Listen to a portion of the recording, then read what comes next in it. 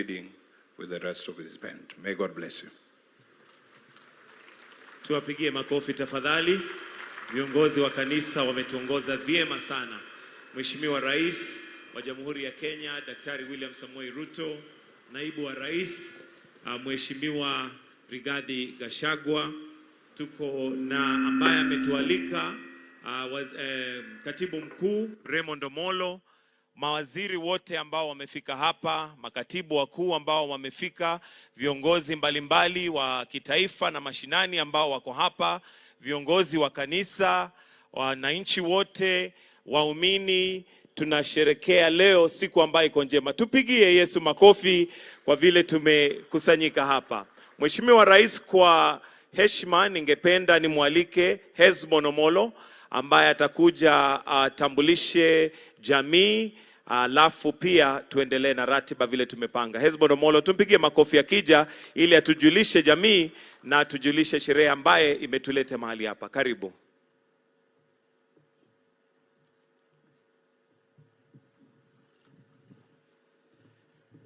Asante sana, Your Excellency, President of the Republic of Kenya, Dr. William Samoei Ruto, Your Excellency, the Deputy President of the Republic of Kenya, Honorable Rigathi Gachagua, the Cabinet Secretary is present, all protocols observed, the leadership of the Church Union led by Pastor Misiani, various leaders gathered here today.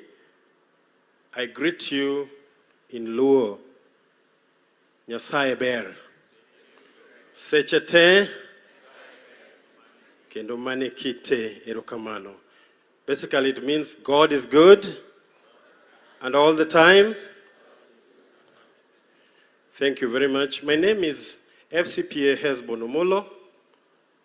I'm a fellow of the accountancy profession, that is ISPAC. I serve in that council that leads over 30,000 plus accountants in Kenya. And besides that, I'm also honored through the appointment of Your Excellency to serve in the transformative board of Kenya Medical Supplies Authority as a director. And I take this opportunity to thank you so much for that honor. I look forward to Kenya Medical Supplies Authority supporting the universal health coverage agenda as part of the last mile coverage that is very key to healthcare reforms in this country. We are up to the task, Your Excellency, and I'm glad my chairman, Honorable Irungu Nyakera, is here with us. And the CEO of KEMSA, Dr. Mulwa, Andrew, is also here. Having said that, Your Excellency, where we are today is a village called Kanyipir. Kanyipir is named after a woman who was called Nyipir, who was the fifth wife of a great man called Rachonyo. Now here's a little background that is interesting about this Kanyipir, is that Nyipir, there was a young girl who was herding cattle with her brother around the slopes of Belgut. But as evening wore, they lost direction and ended up moving closer to the lake. And they were discovered by some two young men who had also gone hunting. One of those young men was called Sipul, and the other brother was called Omala. But their father was called Rachonyo, who was the person who inherited their mother. Now when they came home, the Mzee said, I want this girl in my house because she's too young to be in your small life. This young girl, when she became of age, she would end up being the fifth wife of Rachonyo, and that is where we are today. So Raymond and this community, I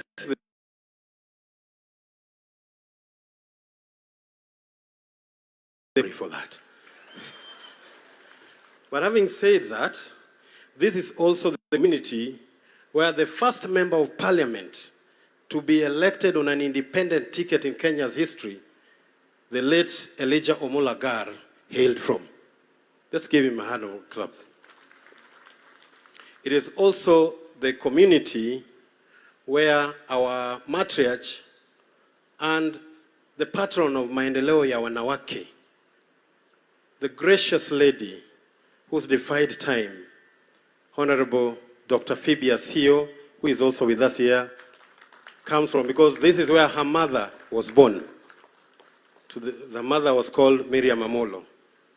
It is also an area that is currently represented by an MCA who is elected on an independent ticket from this place, and also, interestingly, the polling center where we vote, called Omollo, is the only polling center in the entire Republic of Kenya within Luo land that gave you 30% of votes cast in that polling center. Now, having said that, let me introduce our family. All the brothers of Dr. Raymond Omollo, wherever you are, please be upstanding. And there are many. We are a big family. Wilfred, we have Roy there, and many of other brothers. They may not be up close. The sisters, please. They're all there, led by Lynette, Mercy, they're all there. Please wave to His Excellency. And of course, the cousins of Dr. Raymond, very quickly. Not forgetting the uncles, led by Uncle Barnabas, and Professor Omollo Ongati, who is also the chairman of University Council Maseno. Thank you very much. That is basically about the family. Mine is then to thank the entire people of Homa Bay County for welcoming our President, His Excellency, Dr. William Samoei Ruto. There are various leaders gathered here, but I think that will come at some point. I want to now take this opportunity to take back the microphone. We celebrate you, Your Excellency, for the support to this region and your love for the people of Homa Bay. It's now my humble pleasure to invite Dr. Raymond Omollo to come and say one or two and welcome his guests. Karibu, Dr.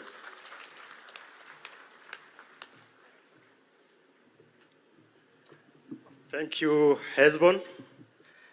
Your Excellency, the President of the Republic of Kenya, Dr. William Ruto, Your Excellency, the Deputy President, the Honorable Rigathi Gachagua, the Cabinet Secretaries present, led by my Cabinet Secretary, Honorable Professor Kindiki, and the rest of the CSS, Waziri Owalo, my PS colleagues, the Honorable Members of Parliament, and all the dignitaries who are here today.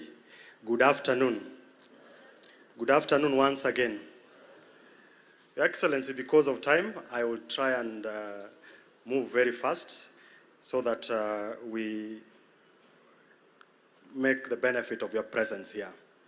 So first of all, allow me to invite all the PSS. Please just be upstanding and come in front.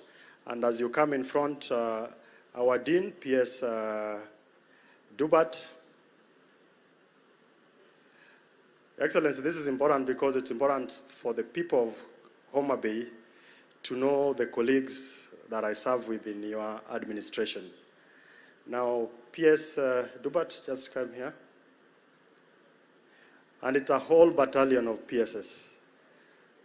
It's not every other day you get all these PSS to come to visit. Thank you very much, Dr. Omollo. Your Excellency, the President, Your Excellency, the Deputy President, all protocols observed. It's an honor bestowed upon me by my colleagues as their Dean. Allow me to do a quick introduction. I'll call the name of the PS, and then they can just wave as they take the seat. I will start with my Deputy Dean, Madam Mary Murioki. She is the PS for Public Health and Professional Standards. Msichana kutoka Kirinyaga, Your Excellency. Followed by Ambassador Julius Bitok, who is the PS for Immigration and Citizen Services, wa kutoka Uasin Gishu. Your Excellency, we have Veronica Ndova.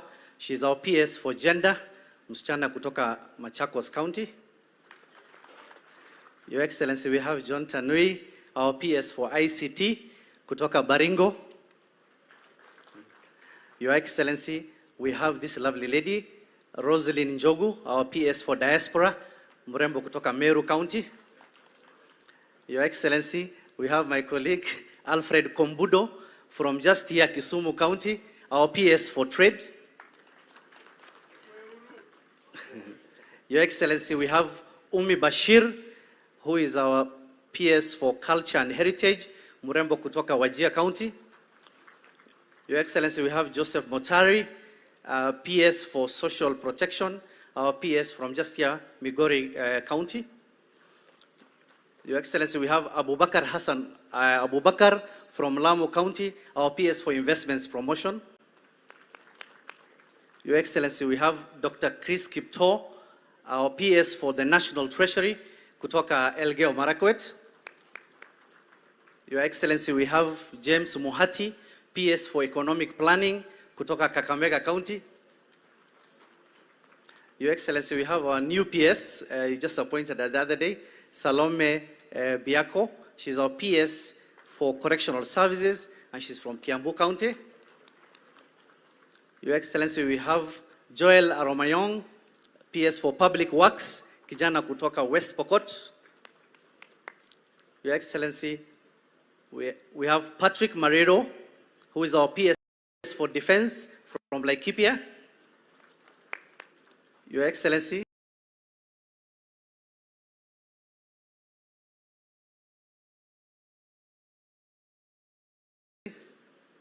we have Teresia Mbaika, our PS for Devolution from Makueni County.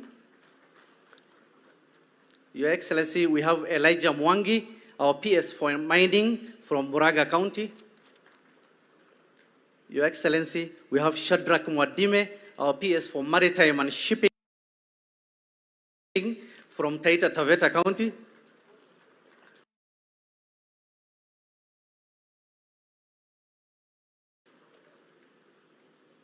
Your Excellency, we have Jonathan Mweke, our PS for Livestock from Kitui County. Your Excellency, we have Dr. Beatrice Inyangala, our PS for Higher Education from just here, Kakamega County. Your Excellency, we have Dr. Development from Tana River County, is also my neighbor.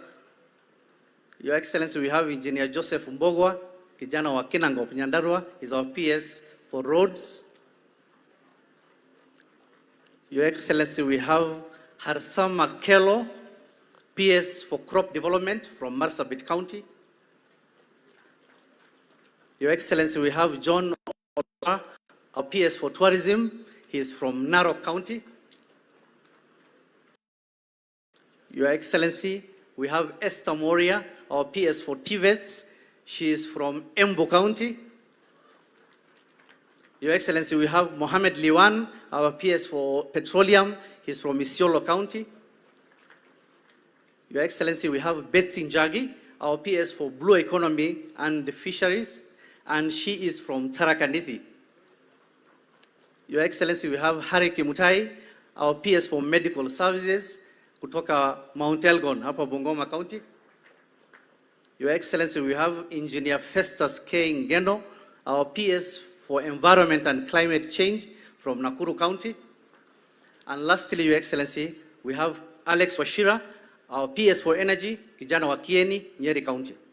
Your Excellency, my name is Abdi Dubat. I'm the PS for East African Community Affairs from Garissa County. It's a pleasure. Thank you, Raymond. PS Dubat ni kama umekuwa mwanasiasa, because you are able to introduce literally everyone by name and where they come from.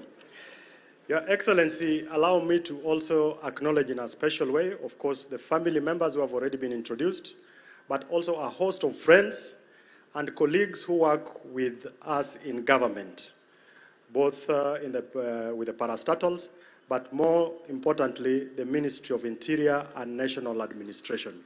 I welcome you in a special way to Homa Bay County.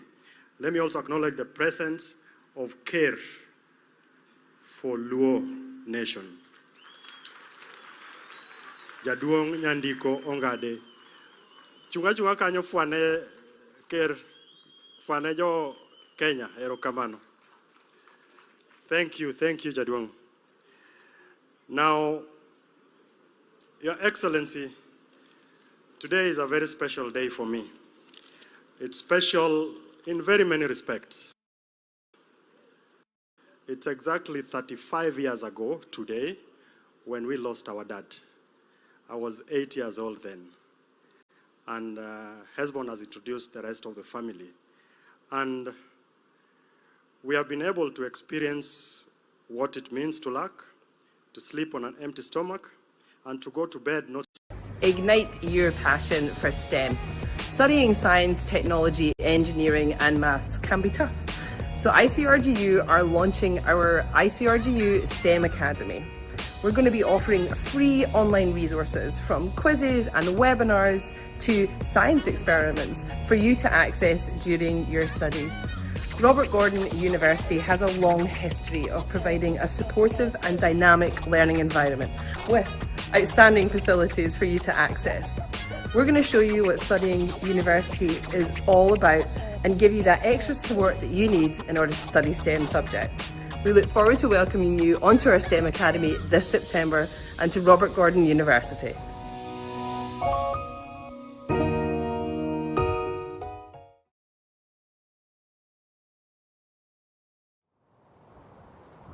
हाँ भी जसिया ਉਹ ਚੋਟੀਆਂ ਵਾਲਾ ਯਾਰ ਤੇਰਾ ਬੜਾ ਧਮਕੀਆਂ ਧਮਕੀਆਂ ਭੇਜਦਾ ਸਮਝਾ ਲੈ ਉਹਨੂੰ ਬਾਈ ਉਹਨੇ ਨਹੀਂ ਸਮਝਣਾ ਦੇਖ ਲਿਆ ਸਮਝਾ ਕੇ ਮੈਂ ਖਬਰਾਂ ਨੇ ਰਾਹ ਰੋਕਣ ਨੂੰ ਫਿਰਦਾ ਹੱਥੀ ਪਾਲਿਆ ਜਿਨ੍ਹਾਂ ਨੂੰ ਉਹ ਵੈਰੀ ਬਣ ਗਏ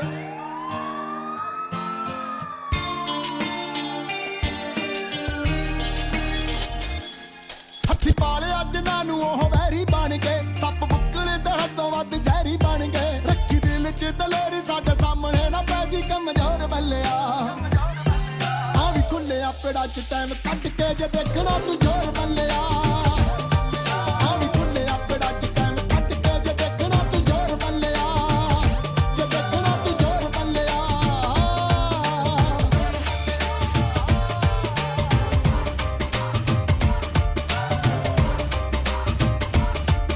ਉੱਥੇ ਪੈਂਦੀ ਐ ਕਾਵਾਂ ਦੀ ਕਾਵਾਂ ਰੋਲੀ ਤੇ ਜਿੱਥੇ ਹੋਵੇ ਬਾਜੀ ਉੱਡਦਾ ਗੋਲੀ ਵੇਖਦੀ ਨਾ ਘਰ ਕੋਣ ਆਪਣਾ ਤੇ ਨਹੀਂ ਕੋਈ ਲਿਹਾਜ਼ ਪੁੱਗਦਾ ਗੱਲਾਂ ਸਾਡੀਆਂ ਜ਼ਮਾਨੇ ਵਿੱਚ ਹੁੰਦੀਆਂ ਸਾਡਾ ਹੀ ਚੱਲੇ ਦੌਰ ਬੱਲਿਆ ਆ ਵੀ ਖੁੱਲੇ ਆਪੜਾ 'ਚ ਟਾਈਮ ਕੱਢ ਕੇ ਜੇ ਦੇਖਣਾ ਤੂੰ ਜ਼ੋਰ ਬੱਲਿਆ ਆ ਵੀ ਖੁੱਲੇ ਆਪੜਾ 'ਚ ਟਾਈਮ ਕੱਢ ਕੇ ਜੇ ਦੇਖਣਾ ਤੂੰ ਜ਼ੋਰ ਬੱਲਿਆ ਜੇ ਦੇਖਣਾ ਤੂੰ ਜ਼ੋਰ ਬੱਲਿਆ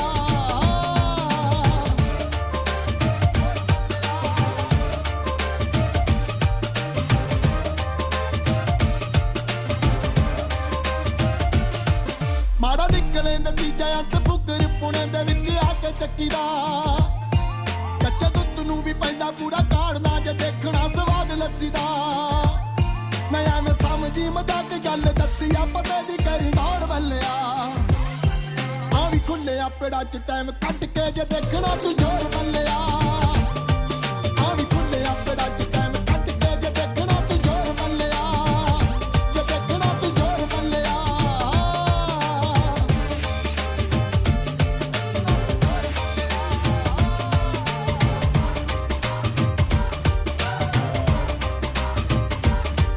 ਇੱਕ ਟੋਕ ਕੇ ਸ਼ਰੀਕੇ ਬਾਜੀ ਨਿਭੂਗੀ ਨਾ ਕੋਈ ਹੈਰ ਫੇਰ ਹੋਊਗਾ ਅੱਜ ਗਗਨ ਇੱਕ ਪੂਰੇ ਉਹੀ ਨਿੱਤਰੂ ਦਿਲਾਂ 'ਚ ਜਿਹਦਾ ਦਿਲ ਹੋਊਗਾ ਜੱਗ ਜਿੱਤਣ ਵਾਲਾ ਵੀ ਅੰਤ ਹਾਰਦਾ ਏ ਜ਼ਿੰਦਗੀ ਦੀ ਦੌੜ ਬੱਲਿਆ ਆ ਵੀ ਖੁੱਲੇ ਆਪੜਾ 'ਚ ਟਾਈਮ ਕੱਢ ਕੇ ਜੇ ਦੇਖਣਾ ਤੂੰ ਜ਼ੋਰ ਬੱਲਿਆ ਆ ਵੀ ਖੁੱਲੇ ਆਪੜਾ 'ਚ ਟਾਈਮ ਕੱਢ ਕੇ ਜੇ ਦੇਖਣਾ ਤੂੰ ਜ਼ੋਰ ਬੱਲਿਆ ਜੇ ਦੇਖਣਾ ਤੂੰ ਜ਼ੋਰ ਬੱਲਿਆ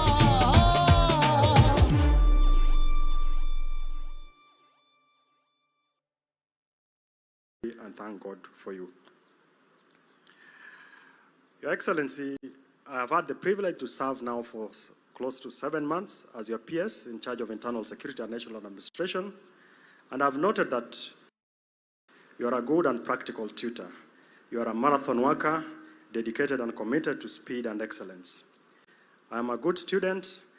I'm ready to learn and do. I will be ready and committed 24/7. I will honestly spearhead the quest to adopt citizen-centric approaches to service delivery in the spirit of your bottom-up economic transformation model. As a ministry, we will spearhead community engagement and all-of-government approach that brings various government institutions together to deliver public services in implementation of your programs and projects. There are a number of things we've been able to accomplish, and it's all for all of us to see. Finally, I want to end by expressing my sincere gratitude to you, to God, to church, to the family who continue to pray and support me in my work of delivering for the country. Thank you. Your Excellency, allow me to invite the Honorable CS Omollo to introduce the CSS and make a few comments, and then invite the Honorable Karoli Omondi. Thank you. Thank you, my brother Raymond. Your Excellency, the President of the Republic of Kenya, Deputy President, and my cabinet colleagues. My role is very simple, to introduce the cabinet colleagues who are here today. Please, let's just take cue and also come here so that the congregation can see you.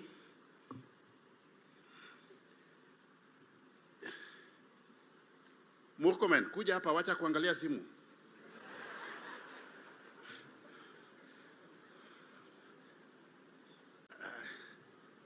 So I'll start with Professor Kindiki. Professor Kindiki works with PS Raymond in the Ministry of Interior.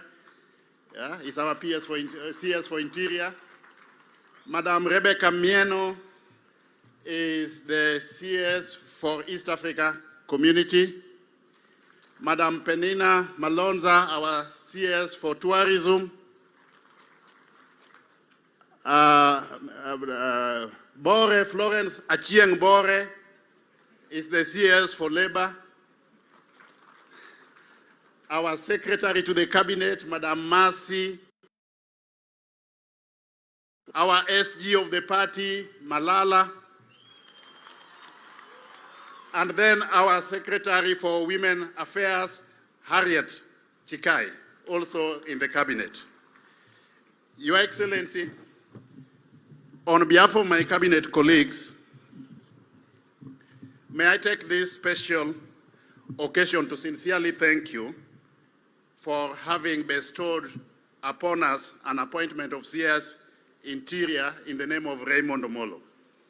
We have worked with Raymond closely, and there are several virtues we learn from Raymond.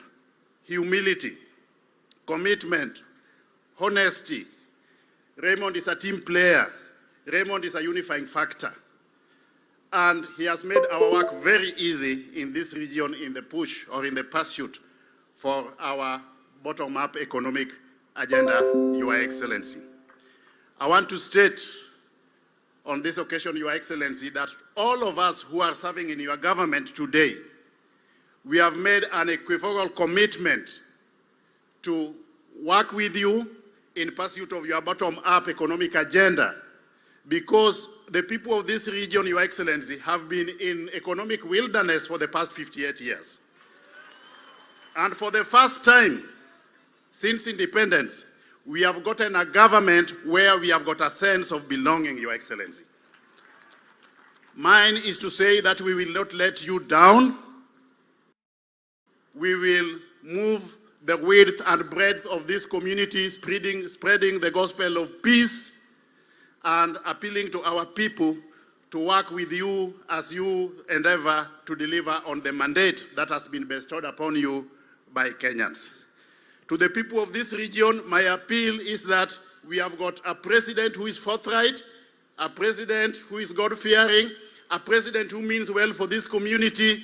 Please, let's create an enabling environment for the Kenya Kwanza government to deliver on its mandate. We have done politics built around tribes, politics built around individuals for far too long, and we cannot continue with that type of politics. It is now a turning point in our life We must change the paradigm for the better in this region, Your Excellency. We are appealing to you to work with us and join the government. Safari hii hakuna kuponyoka. Either you join the government or we bring the government to you. May I now have this honor to invite my friend Karoli Omondi to come and speak.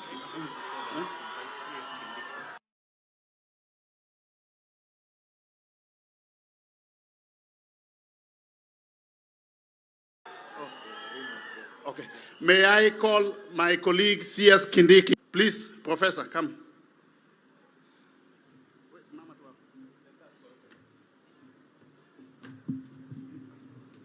Mheshimiwa Rais wa Jamhuri ya Kenya, Dr. William Ruto, Mheshimiwa Naibu wa Rais Rigathi Gachagua, mawaziri, ndugu yangu na rafiki yangu Raymond na familia, wahubiri na wananchi na viongozi wote, amjamboni, Bwana asifiwe.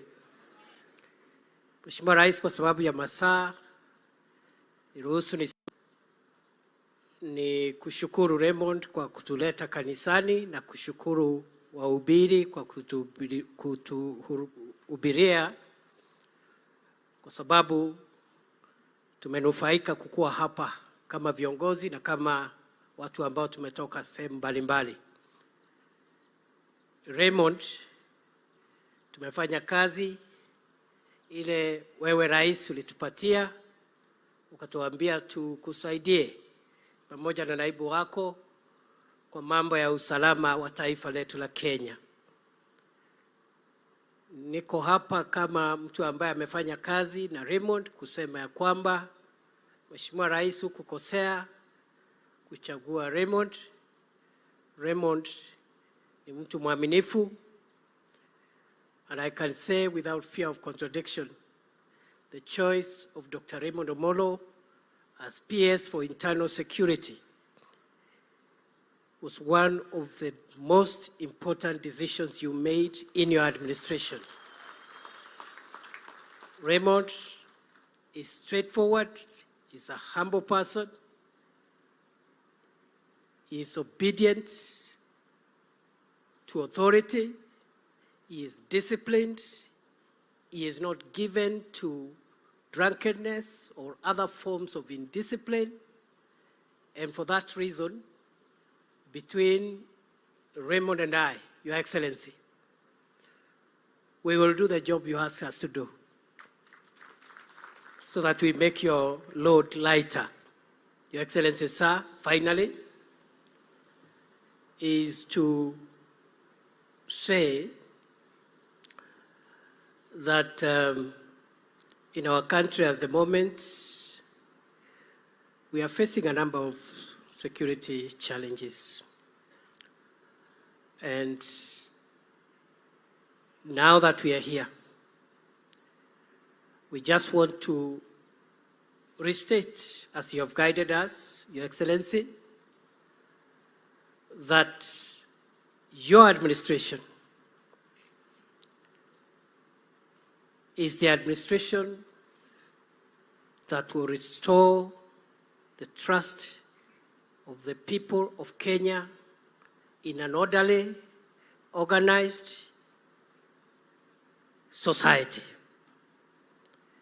And for that reason, I must admit, on Wednesday, we had some hitches in the security of our country when a few of our fellow citizens took advantage of the freedoms that are guaranteed in our Constitution to hurt other citizens, to damage their property, to paralyze business, and obstruct the rest of us.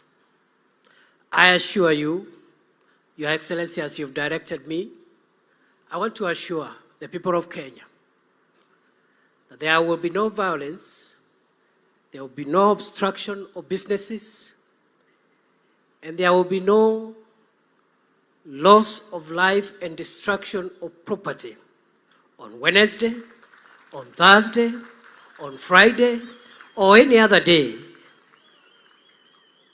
that any person would want to disrupt our public order. It happened, it won't happen. And I am sorry on behalf of the security sector, Your Excellency, for the trauma and the terror to which we put innocent Kenyans just because of a few criminals who think they are bigger than the country. Take it from us, from here in Homa Bay, there will be law, order, peace, tranquility, this week, next week, and every other day. Thank you, and God bless you. It's a pleasure, Your Excellency, to work with Raymond, and you have also taught us one thing. The ministers, all of us are not here for reasons which you know. We have sent many of our colleagues to do some work for you because you have some guests coming into the country. The PSs who have been paraded here by PS Dubat represent the face of Kenya. You have taught us to believe in our country. You have taught us that from every part of Kenya, you can get a good person, a honest person, the same way you have gotten a good person in Raymond here in Homa Bay. So I want to thank you. We will follow your guidance, and we will not let you down in terms of bringing our country together and making every part of Kenya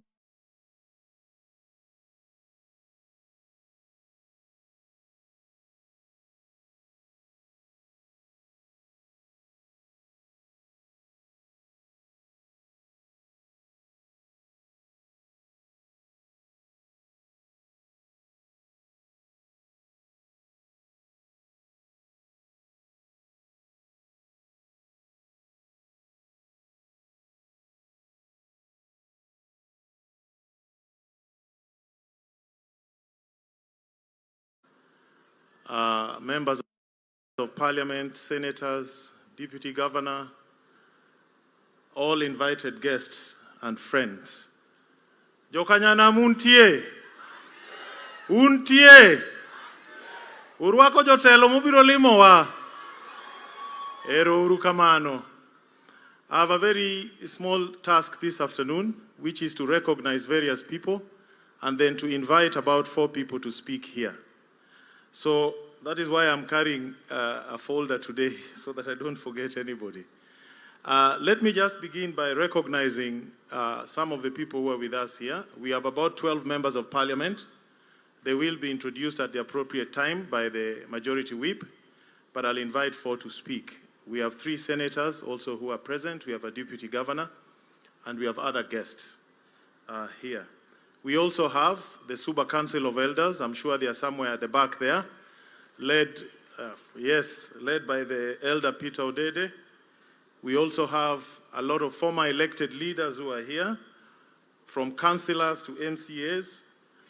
We also have former MPs. We have Mheshimiwa Obura, we have Mheshimiwa Pesa, we have Mheshimiwa Anyanga, we have Mheshimiwa Osele, we have Mheshimiwa Gumbo, we have Mheshimiwa Ugindo, we have Mheshimiwa George Theuri, and we have Mama Phoebe Asio, the matriarch of Homa Bay County, somewhere there. We also have former senators, Mheshimiwa Uta. We have Mrs. Nyamunga also amongst the guests here.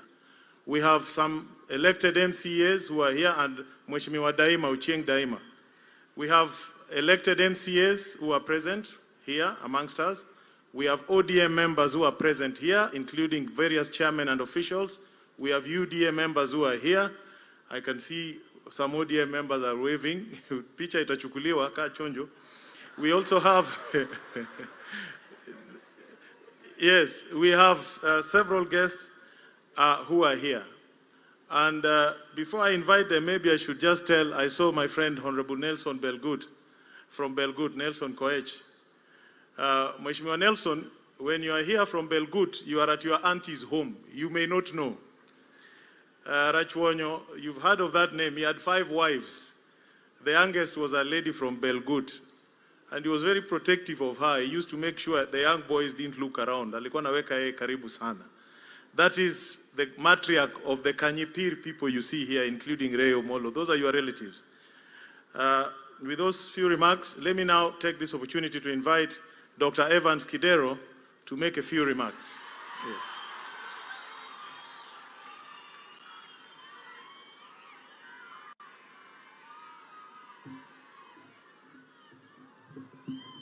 Thank you. Your Excellency, the President of the Republic of Kenya, Dr. Samuel Ruto, our beloved Deputy President Gachagua Odhiambo Otieno, Deputy President, that's the name they've given you.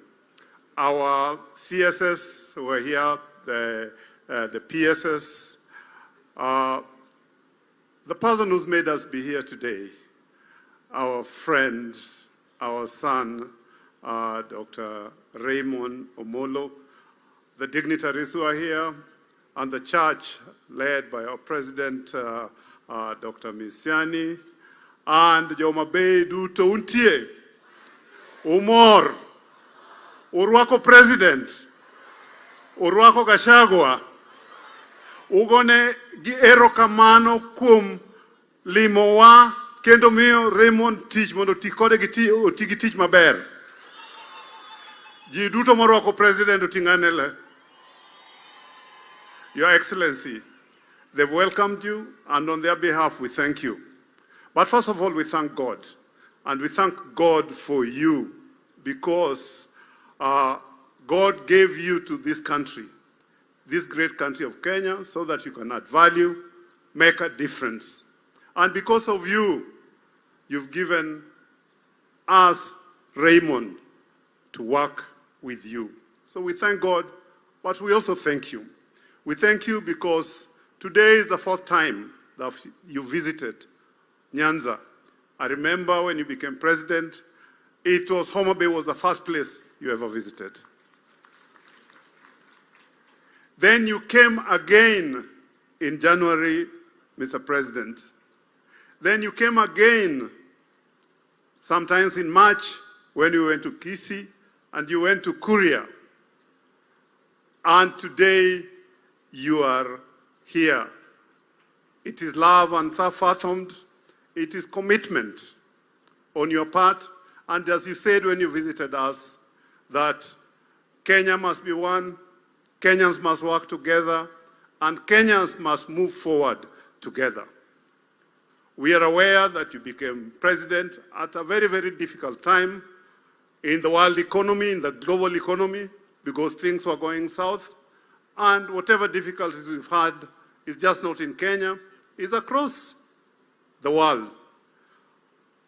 But Mr. President, we like your fortitude, we like your commitment, because he said, when you're in a hole, especially an economic hole, you stop digging, you come out. So as people of Homa Bay, we want to urge you, pale uko ndio tuko. And there are people who probably haven't seen the signs, but things have changed. Jomanigi wangi, mondo ne. Jomanigi wangi otimango. Jomanigi itgi. Jomanigi itgi. Tunasema tuko na wewe. Pale uko ndio tutakuwako. Kartiendi pale uko. Onge ngitni, onge dok chien, wadhi nyime, wadhi tiyo gi president. Erokamano urahinya mar Nyasaye gwedhu. Jomanigi umgi bendo ng'we. Erokamano. Let me now take this opportunity to invite Honorable David Ochieng to make some brief remarks. MP for Ugenya.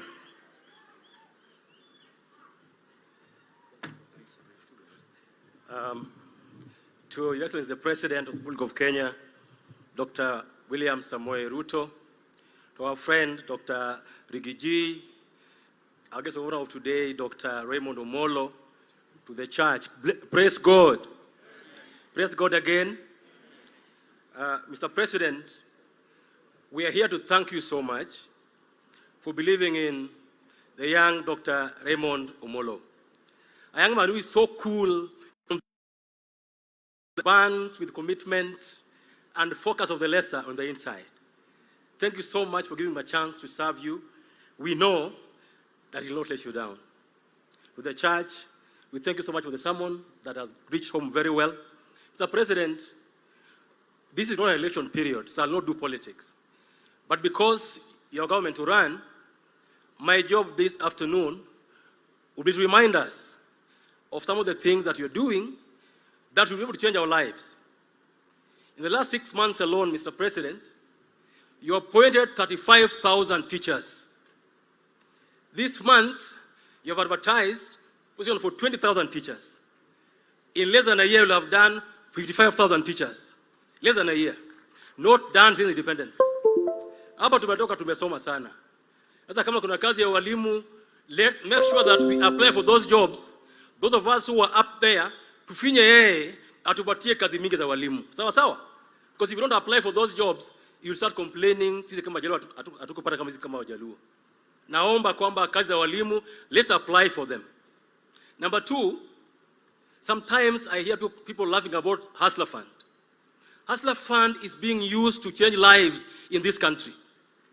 Ukienda Kirinyaga, ukienda Nakuru, people are taking that money. Unachukua 500, baada ya siku mbili, wiki mbili unachukua 1000, baada ya mwezi mmoja unachukua 15,000, jo thurua pesa ma serikal oken pesa mo ai bank. En pesa mo maka mati mohala oken fuli za yimbo makigo. Kawe kawi juoge ochopa kwa parga beach lupradek. Kana hido lalkode kan lupradek ta luprangwen kucha. Koso kamano. Mane kwa dwaro. Okikawa kwa para beach keneda ila alkode ko jupo 50,000. Eka konyo Uganda. Mara dek. Very importantly, Rais nimewambia tu kwamba Hustler Fund ni mzuri sana, wachukue watumie kwa biashara. Ya muhimu sana ni kwamba 3 months ago serikali ileta mbolea mingi sana. In the coming days bado tutakuwa na mbolea. Our people, I want to request you, register as farmers so that mbolea ikikuja unapata. Na hii kama sio kama ile ya msimu mwingine. This time round you're allowed to pick as many bags as you can pay for. So in future when the planting comes, juzi nimekuwa na rais kule Elgeyo Marakwet na Bungoma. People have done very good maize, doing very well. Maandamano ile takana ikue hapa iwe kwamba hakuna mbegu ya mahindi, hakuna mbolea. Sio hiyo nyingine mnafanya. Hiyo nyingine ya SID. Bwana rais, the last one, kwamba in this region, you only have sugar and cotton that used to work before. I want to request you to bring for us good BT cotton seeds. Let's have a factory here in Homa Bay for textiles. That's how we're going to grow.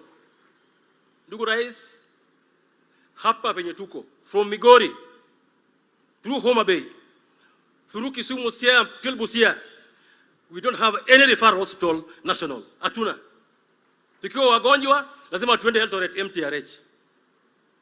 Tuko na hospitali mzuri sana Kisumu yetu Russia. Tuko Rais, naomba hiyo hospitali uchukue ikue kama Kenyatta National Hospital, sio ya county, so that you can put money in it so that can help our people. Wanga kitengeneza hospitali hapa, wanga afanye hapa, lakini ile kubwa ya surgery na vitu mbaya tusiende Eldoret ama Tenwek, tukomee hapa Kisumu, twende tutilipiwe hapo.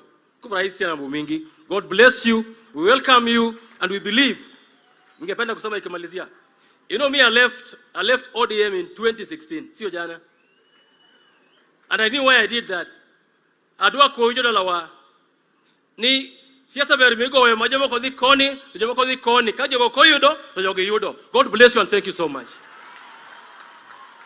Asante sana Mheshimiwa David Ochieng. Jothurwa gi moko nyiso uni pesa mar Hustler Fund kikao. Sama yiero biro kata kano turi tigigo koko ting'ado nigo nikech sese go josiasa luor. Koro kawe uru. Wawinjore kanyo. And Mheshimiwa Ochieng, you forgot to say some two very important things. For the first time, I think in 7 years, the CDF fund was fully disbursed before the end of the financial year. At least yangu ya Suba South iko yote. And tomorrow and Monday I'm distributing it. And I think all the counties pia wamepata zao. Na tumeshukuru hiyo. Thank you very much. Let me now take this opportunity to invite Mheshimiwa Dr. Gideon Ochanda, MP for Bondo.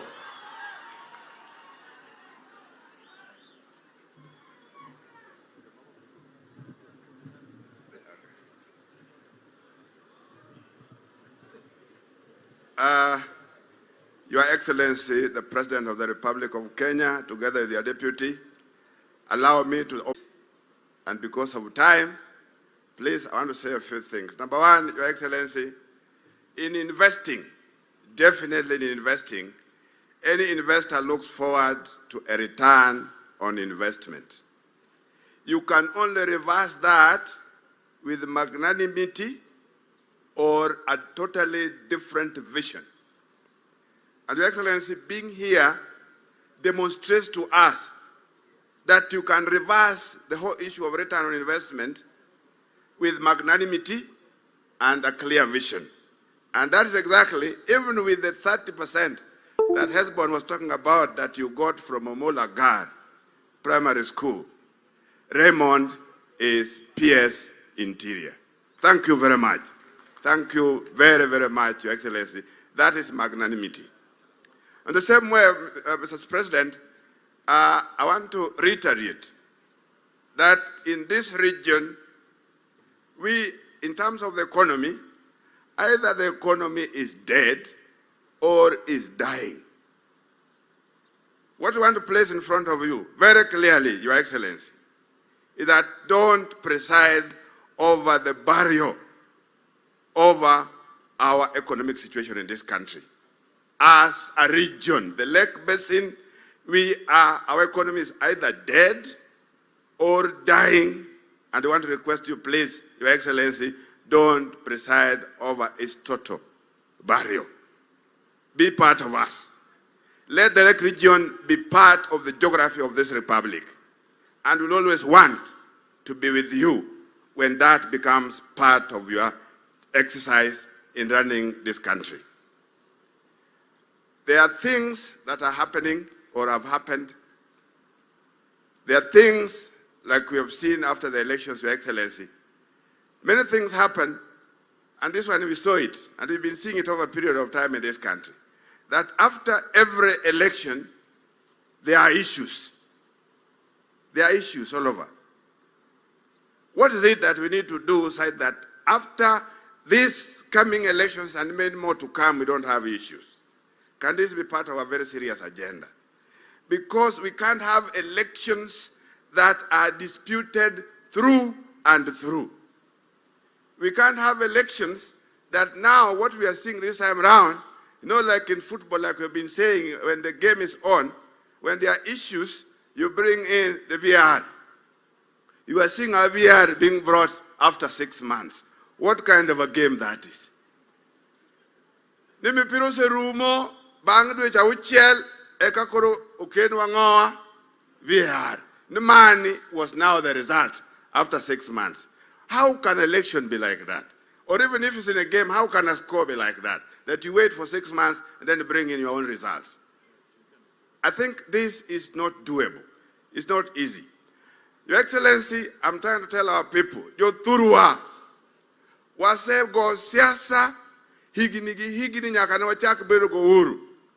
Wase luwo jomwanyalo, wase chopo kodi kamwantiere kata sani, duto manyisore, eni gino timre nadi otamore. Ya? Gino timre nadi, gino tamore. Toka gimoro tami, ti wuok, ti mako lwet nyawadu manyalo mondo mi wuoth udhi mbele. Wamakru wuodni, wadhi uru mbele kako ganda, ero uru kamano. Thank you very much, Mheshimiwa Gideon, Dr. Gideon Ochanda. Iko pressure mingi. Naona vijana wananiangalia, wananiuliza Jalasi yuko wapi? Jalasi yuko hapa. You know, he was a fisherman here in Homa Bay. Sasa nikiita ujienda before him, kuja haraka, lakini 1 minute.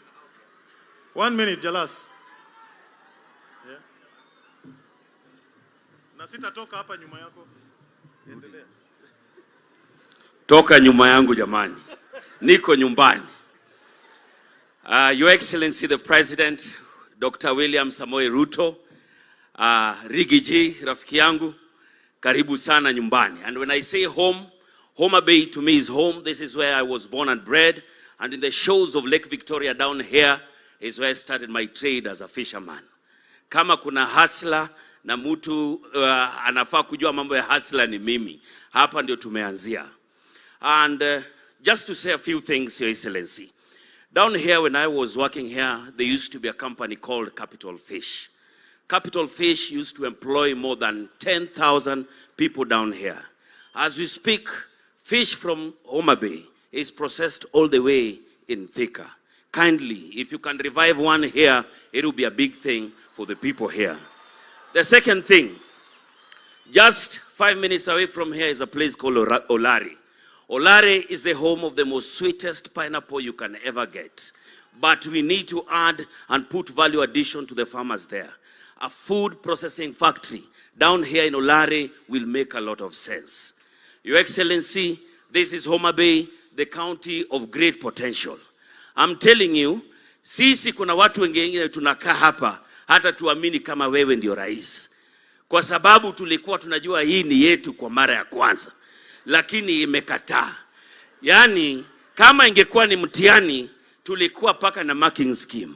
Kitu ilikuwa tufanye ni utoe answer huku, urudishe hapa. Utoe hapa, na ilikuwa inaenda vizuri, paka dakika ya mwisho sijui ulipenyea wapi. Unaelewa? Sijui ulipenyea wapi. Sasa wewe ndio rais. Na rais ni William Samoei Ruto. Unaelewa? Na next week, mimi naenda kusimama mbele ya chama yangu ODM kwa sababu nimeitwa kwa disciplinary committee.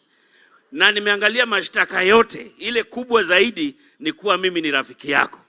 Sasa, wewe najua ni rafiki ya baba na mnaongea. Muongeleshe, kwa sababu nikiona watu tumeshtakiwa naye, Ojienda wakili, Karoli wakili, Jalasi limesimama hapa. Sasa, jamani, jamani wasilimalize kama huko. Bwana sifiwe watu wa Mabaya, asanteni sana. Jalas in the house. Jalas in the house. May I now invite Professor Tom Ojienda to make a few remarks. Karibu Professor. Na hakikisha umeokoa Jalas.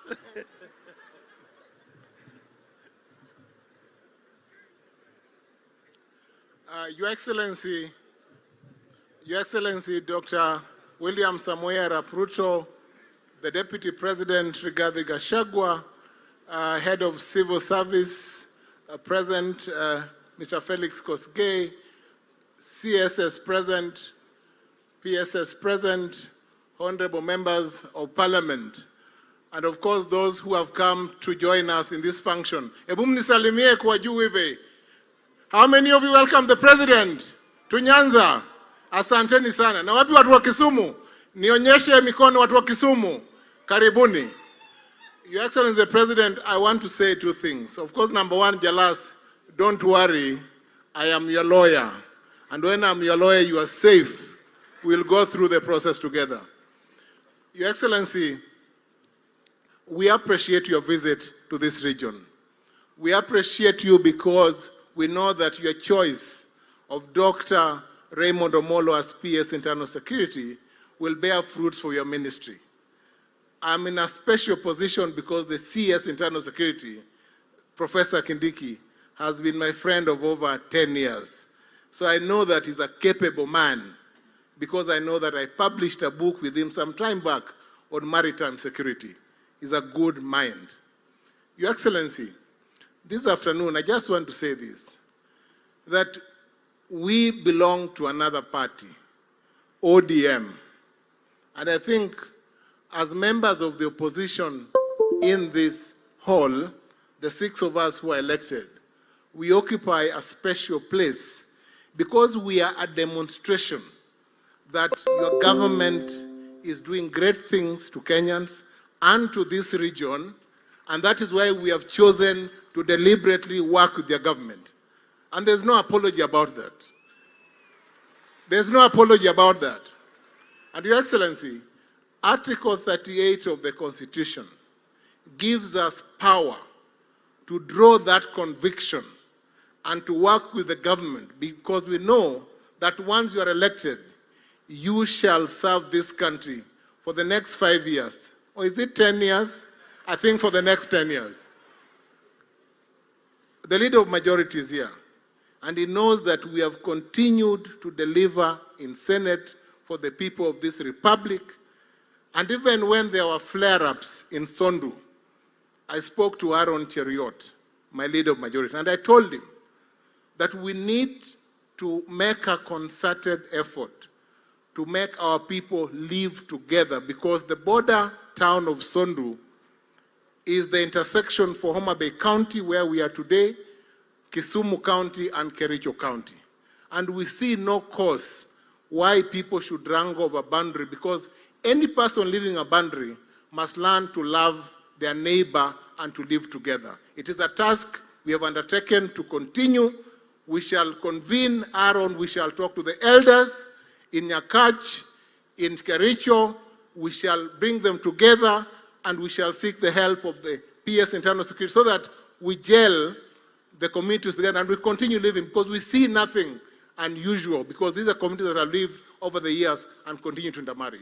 So, Your Excellency, we have the full confidence in your administration. We have the full confidence that you will guide this country, and we have the full confidence that even those who continue to complain, Your Excellency, believe that you are leading this country in the right direction. Your Excellency, I want to welcome you to Kisumu. We now have the Mamboleo Moroni Road that is on course. We have the Soin Dam where works are about to commence. We thank you that your agenda of development will make the people of this region see that you stand for delivery of results. And that is what we want for this country. And you mean the best for this country. How many of you agree with me? How many of you? So let us work with His Excellency. Let us support your government. It is our commitment that we shall support your government as we continue to lead this region. Thank you, Your Excellency, and God bless you. Hata mimi nitasema machache kabla sijatoka hapo kwa jukwaa. One, Your Excellency, is to sincerely thank you for the hand of friendship that you have extended to us. We have been in various political formations with you, on and off, but when you assumed power, you welcomed us for the simple purpose to help bring development to our people. That is the friendship that we have. I don't remember you asking us to join UDA or to change our political parties, but just engaging us on the issue of development for our people, and we are very grateful. However, it has led us to holding the sharp end of the knife, but we are ready for it, because we believe courage is one virtue which if you don't have, then all the other virtues are nonsense. And on this, we will fight like the gladiators of Rome. We will enter this ring with the words, Lord, let me win. But if I cannot win, let me be brave in my attempt. Tuko tayari, be assured. Finally, kuna watu wengi hapa wanakutarajia in other places. We have people from game here who would like to hear, unaenda kwao lini? Watu wa game wako hapa. Watu wa Bondo wako hapa. Watu wa Suba wako hapa. I don't want to make any date. I don't want to make any statement. Your Excellency, tell us ni siku gani unakuja huko. Those 3 areas, vile tulipanga, tumalize vitu zetu za kimaendeleo. Otherwise, we welcome you. Do not have any fear. Rudi tena. Na sisi tumeshika hiyo kisu na itatukata. We have enough experience. Tunajua vile tunajipanga hata sisi. Asanteni sana Jothuru wako goje welo, Raymond Omollo, Solicitor General Mose, CS Machogu, CS Owalo, PS Kombudo, GPS Morati. Those are our people from Nyanza. We are behind you. Fanyeni kazi na wananchi and on behalf of the President. Asanteni sana, Mungu awabariki. May I now invite Mheshimiwa Silvanus Osoro, Majority Whip, kijana kutoka South Mugirango. Karibu sana.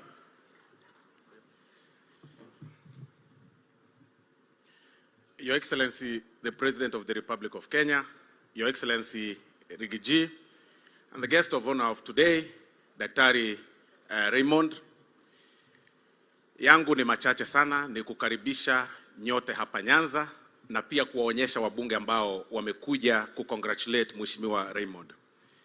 Kwa heshima kubwa, Your Excellency, ningeomba wabunge wote ambao wamekuja for this occasion tusimame juu tafadhali. Wabunge wote. Wabunge wote. Your Excellency, utaniruhusu hapa inaweza kuwa makosa sana. Nimeona wabunge kutoka area ya Nyanza kama wote wamezungumza except Mheshimiwa Nyamita. Nyamita, njoo hapa tafadhali dakika tu moja. Ndio wengine mketi kidogo dakika tu moja because nikiwa nimesimama hapa inaweza kuwa mbaya sana.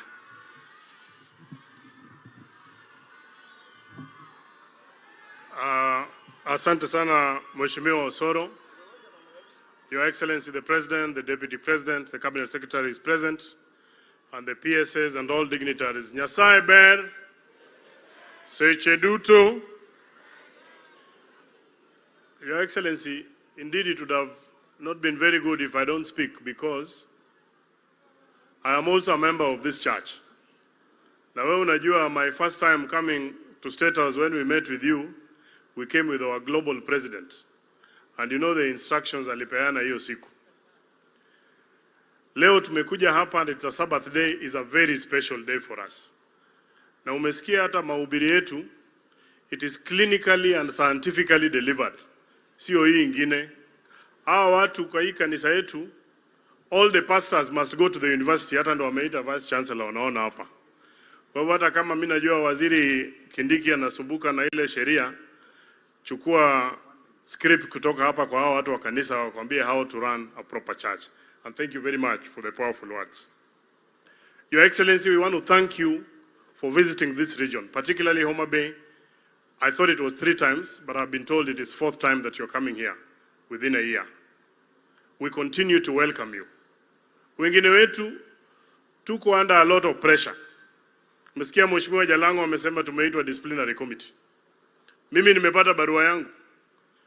Makosa nimeandikiwa ati nilikuja kwa ofisi yako kuona the President of the Republic of Kenya. Baada hiyo tukaenda kwa Deputy President. Sasa mimi nashindwa, in my day-to-day running of activity, I am a member of parliament in the National Assembly. I oversight your government. We interact with you even in committees of parliament through your officers. What is wrong in me discharging my duties in asking you within the vastness of the nation, as you are considering other regions, ukumbuke watu ya Migori na watu ya Nyanza? Iko makosa? Benitie makosa kanyo. Lakini sisi tutaenda. The next thing I wanted to tell you, Your Excellency, kabla ukuje hapa, and I think it's a very big issue, watu wamekuwa wakisema hapa. At our border in Sondu, in fact, that is the latest thing watu wanajaribu kusensationalize around this area. Atio watu kutoka Kalenjin wanaua Wajaluo pale Sondu. Sisi na nyinyi ni Nilots. Sisi ni mandugu na tumekaa kwa amani. Today you are here. I spoke to the CS Interior. He said he was there in the morning. Your Excellency, you are here. And I think part of that sensationalization, hiyo kuiweka watu waanze kuona huruma, ilikuwa ni kwa sababu your PS for Interior was having a homecoming. I am sure the Senator for Kericho is here, the Senator for Kisumu is here, and all of us leaders from this region, including your good self, Your Excellency, tusaidie hiyo mambo iishe kabisa, au watu wakae chini, hiyo mambo ya conflict ikuishe. The other thing I wanted to say, and this I want to say on behalf of the church, Your Excellency, kanisa yetu nimetushikilia sana, and it's a very predominant church around this area. Wakati walikuwa hapa, ulisikia wakiintroduce hapa tuko na ma presidents, alafu wakaintroduce iko jamaa yao ya protocol. Pastor Ken, hebu simama. Pastor Ken yuko wapi? Kuja hapa rais, hata uende msalimie. Huyu, this is the gentleman who organizes the church, anapanganga hata hawa watu wengine wote. Mimi najua unatupenda, umetupatia Raymond. Ukipata nafasi mahali kidogo hapo, Your Excellency, kumbuka huyu Pastor Ken, weka yeye mahali hapo akae. Akwayo kosoka kwayo. And finally, on issues economic in this area, vile wamekwambia mambo ya samaki and cotton in this area, mimi natoka pande ya sugar belt. tusaidie ile factory ya sukari ikuamue, watu waanze kupata pesa. Mwisho, tumekaa na wewe more than 5 times. There is not a single time in any of those meetings ambayo umeongelesha sisi mambo ya siasa. Many people think here every time that we seek even an appointment to come, unatuongelesha mambo ya siasa. You have always asked us, ni nini unataka tufanye? You came to my constituency. There are promises that you made. I want to report here, Your Excellency, that we are making very good progress with your officials. And after thinking about another 2 weeks like this, I'll be seeking the Minister for Health and the Prime Cabinet Secretary wanakuja kufungua pale groundbreaking, hospitali inaanza kujengwa. Wewe kuja tufanye maendeleo, wengine wataongea, ikifika usiku watalala. Asanteni sana. Dakika moja yako imekuwa 5. Dakika moja mheshimiwa. Your Excellency, the President of the Republic of Kenya, Your Excellency, the Deputy President, all protocol observed. I want to thank you for 3 things. First, for giving Ray a job. And Ray, the Bible tells me in the first book of Thessalonians 5:16, 17, 18, give thanks, rejoice, pray until something happens. I, as your friend, I call upon the Lord to bless you. As put in the 1 Chronicles 4 verse 9, the prayer of Jabez. May the Lord expand your territory. Your Excellency, secondly, I want to thank you for nominating the Chief of General Staff from Siaya, Francis Ogola. We are very happy with you. Number 3, for nominating C.S. Omollo. Your Excellency, the people of Game are pregnant. They are waiting for your coming. Today was the day you were supposed to come, but we are here. I'm sure in the next couple of days, they will know when your visitation will be right. Your Excellency, Karoli heard what I was saying in the morning, that for the first time in the history of Kenya, all the MPs in Kenya, they're not talking about it, we have received CDF by the 10th of July. Nobody, for 5 years I was in Parliament, we always received the last batch in October. And people, even those who are talking about taxes, the counties have already received all their monies. And they are saying, don't collect tax. I challenge them. If they really believe we should not collect tax, they should not tax our mothers in the markets. I'm challenging them because they cannot talk left, right, and they're getting money direct from your government. Your Excellency, I believe we are on the right track, we are on the right direction, and we will be judged correctly. You know what Jala said? Our team, they have been given 1 letter each. I am the only one who has been given 2 letters. I'll be told to have someone on Tuesday and someone on Wednesday. I know why they are summoning me. Tutakutana huku mbele. Asanteni sana. Finally, Mheshimiwa Bor. Your Excellency, Dr. William Samoei Ruto, CSS, Deputy President, yangu itakuwa machache sana because of time. Your Excellency, mine is just to thank you for appointing our son and my friend, Dr. Raymond Omollo, as a PS Internal Security. As an MP from this area, Your Excellency, tunajua umeingia kazini saa ile mawimbo yako mengi. Wewe kama captain wa hii vessel inaitwa Kenya, tunakuomba mheshimiwa, ukai tuna nguvu kudhibiti meli inaitwa Kenya na endelee mbele. Jothura untie. Adamo na wach kama. Apaka ngeny koso ngeny. Apaka ngeny lo kamano. Uyena mono atigi rais koso kitwa kitigi rais. Jadi moye mono atigi rais mono kel maendeleo Nyanza ka. Mtukufu Rais amesema wametupatia idhini tufanye kazi na wewe na tulete maendeleo hapa Nyanza. Asante sana, karibu Nyanza. Haya, asante sana. Sasa hao wameisha kwa sababu ya muda. Wale waheshimiwa tena sasa tafadhali tusimame ni waseme tu majina. Simameni sasa. Haya. Huyu kutoka Patrick Chuka Igamang'ombe, mbunge wa Chuka Igamang'ombe kule Tharaka Nithi County, keti chini. Mpuri Aburi kutoka kule Meru, Peu, keti chini. Mheshimiwa Nelson ambaye sasa nasikia hapa ni anti zako kutoka Belgut. Mheshimiwa Kitayama Marwa kutoka Kuria East. Yeye anajulikana. Huyu nywele nyeupe kutoka kule Meru. Hebu geuka kabisa mheshimiwa, watu wakuone. Asante sana Mheshimiwa Rindikiri. Mheshimiwa kutoka Limuru, Lari. Mheshimiwa kutoka Lari, Kahangara. Asante sana, keti chini. Mheshimiwa Dido Raso kutoka Marsabit. Asante sana. Mheshimiwa Tongoyo na introduce wa mwisho huyu Mheshimiwa Hussein, yes, kutoka kule mwisho northeastern, the other part. Sasa Mheshimiwa Tongoyo ndio chairman wa security committee, your excellency. Yeye ndio walifanya vetting kwa Mheshimiwa Raymond, wakasema ya kwamba is fit to hold public office na wakampatia kazi. Kwa hivyo Mheshimiwa Tongoyo, wave wa kuone unafanya kazi vizuri pamoja na wenzako. Your excellency, niseme kwamba hii area yetu ya Nyanza, because watu wengi usema Nyanza, wanasahau sisi kama jamii pia kutoka sehemu ya Kisii tuko ndani ya Nyanza. Hii area yetu yote ya Nyanza tunataka kukushukuru sana kwa heshima sana, kwa sababu ya zile vitu ambazo na zile appointment ambazo umetupatia. Huyu Mheshimiwa Raymond wakati ya kura, your excellency, tulikuwa tunakutana na yeye and it was not fashionable to even appear ya kwamba umevaa kofia ya yellow wakati huo.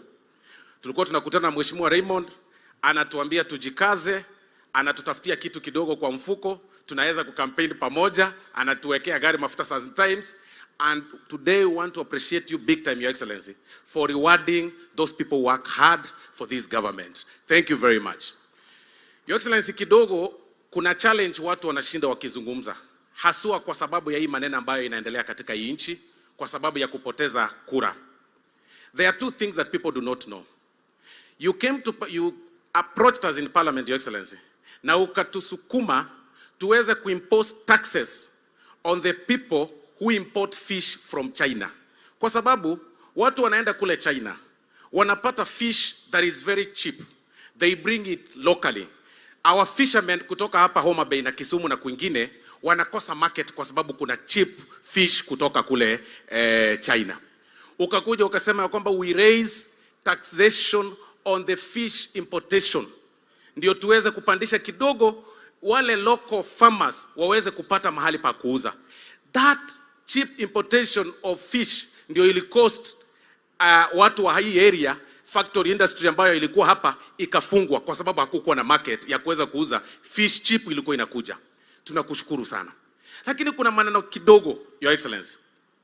When you look at Mheshimiwa Raymond, kuna watu wanamwangalia, wanaona kwa sababu yeye ni mpole, kwa sababu yeye ni humble, kwa sababu hana maneno mingi, anaenda kanisani, wanamdharau zaidi. Wanaona ya kwamba hata wakiandamana hizi area zote yeye ndiye anaweza umia. Your excellency, tunakuomba ujue ya kwamba watu wa hii area hawana ubaya na wewe. Ni element tu kidogo ambayo inatumwa kwa barabara kuja kuangamiza watu wengi ambao wanakusupport. Most of these people support you from the entire region ya Nyanza, and we support you. Hizo mipango zote ambazo umeweka, mipango za Hustler Fund, hata hii ya walimu ambayo inakuja, tunakuomba kwa heshima, barua nyingi pia zikuja hii sehemu ndio watu wetu pia waweze kupata kazi.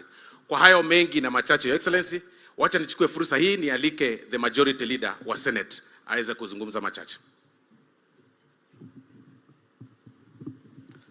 Asante. Your Excellency, the President, William Ruto, Deputy President Rigathi, viongozi, chief guest wa siku yetu ya leo ambaye tumekuja kumshabikia Dr. Raymond Omollo together with your family, wakaaji wa Kanyipir na Homa Bay kwa jumla. Naomba niwasalimie Jothurwa untie, Nyasaye ber, sechete. Asante, ningeendelea zaidi na Kijaluo lakini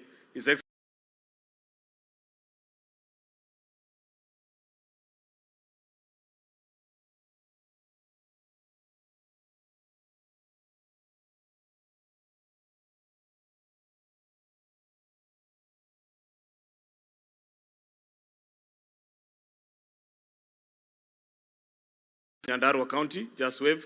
Thank you. Knowing you as a person,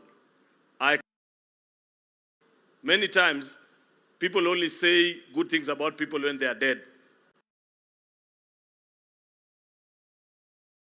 But I want to tell you the truth, that the people that have spoken here represent the truth about who you are as a person. The only thing I didn't know, but it is in resolute person. Sikujua ni kwa sababu wewe ni wa hii kanisa ya wa Adventista. You know, Adventists are very resolute, and once they are decided on something, that is the direction they take. That is why Your Excellency Raymond, many people may have forgotten that this Raymond was a CEO in the previous administration, or Lake Basin Development Authority, at a time when it was very unpopular to even become friends with you and talk to people like us. But Raymond used to be an occasional visitor. And even in the run-up to the general election, many people asked him, are you not fearing, Raymond, that in the event that maneno ya siasa iende vile watu wengi walikuwa nafikiria pengine itaenda, that you will be jailed? He said, my faith is in the hands of God. And true to that faith, we are here to celebrate you, Raymond, because of that, being a man of great faith. So I celebrate you, my brother. We wish you well. Mimi nimeleta mkono wa baraka from the people who serve with you in the Senate to tell you that we shall support you, we shall work with you in all the work and the duties that you do. Wewe count on our support. Mwisho, Your Excellency, nikaribia kumalizia. Nimwambie tu huyu Raymond. Unajua saa nyingine watu wanaweza zungumza hapa siasa, waseme ni kama unajua hapa Homa Bay pengine rais akupata kura mingi zaidi ama kitu kama hiyo. You know, Your Excellency, as a politician, you are the sum total of all the people that made you who you are over the years. Sio kura moja peke yake inaamua who you are. I want to remind you, Your Excellency, that before 2007, many people did not know you in this country. But you went around the country as a staunch member of ODM, hii chama ambaye imezungumziwa hapa. And these people of Homa Bay voted for ODM to the last man. It is courtesy of their votes that you formed government, became Minister for Agriculture, and that became the platform upon which the people of Kenya knew of your abilities. Kwa hivyo saa ile wewe unapanga mambo ya Kenya, ujue hawa watu wa Homa Bay ni shareholders kwa success yako pia. Wasikumbushwe tu ile kura ya juzi peke yake. They made a contribution. Mimi nilikuwa nasema hivyo so that also Raymond knows. Because Raymond is a Christian. Raymond, when you go to sleep today, read Acts chapter 1 verse 8. It speaks about being a disciple and a witness. Na inasema unaanzia Judea to Samaria before you go to the rest of the world. Hapa Kanyipiri and Homa Bay, this is your Jerusalem. This is where you're supposed to start all the good works. As you sit on your beautiful desk in Arambe House, my friend, ukipanga vitu ya Kenya mzima, kama hakuna kitu mzuri ya Kanyipiri, kama hakuna kitu mzuri ya watu wa Homa Bay, usipitishe hiyo makaratasi, my friend. Unanisikia vizuri, Raymond? I give you permission because sisi ndio tuna oversight kama bunge. Tukikuja tuambiwe hii vitu ilikuwa inatoka OP na ni kama Raymond aliweka mkono mzito kidogo ikaelekea Homa Bay. Kwani iko makosa gani? Si kila mtu kuna pahali ametoka, ama mnasema aje watu wa Homa Bay? Kesho saa ile wanaandika polisi, wewe gawa hakikisha imeenda Kenya, lakini pia ikuje baka hapa Kanyipiri.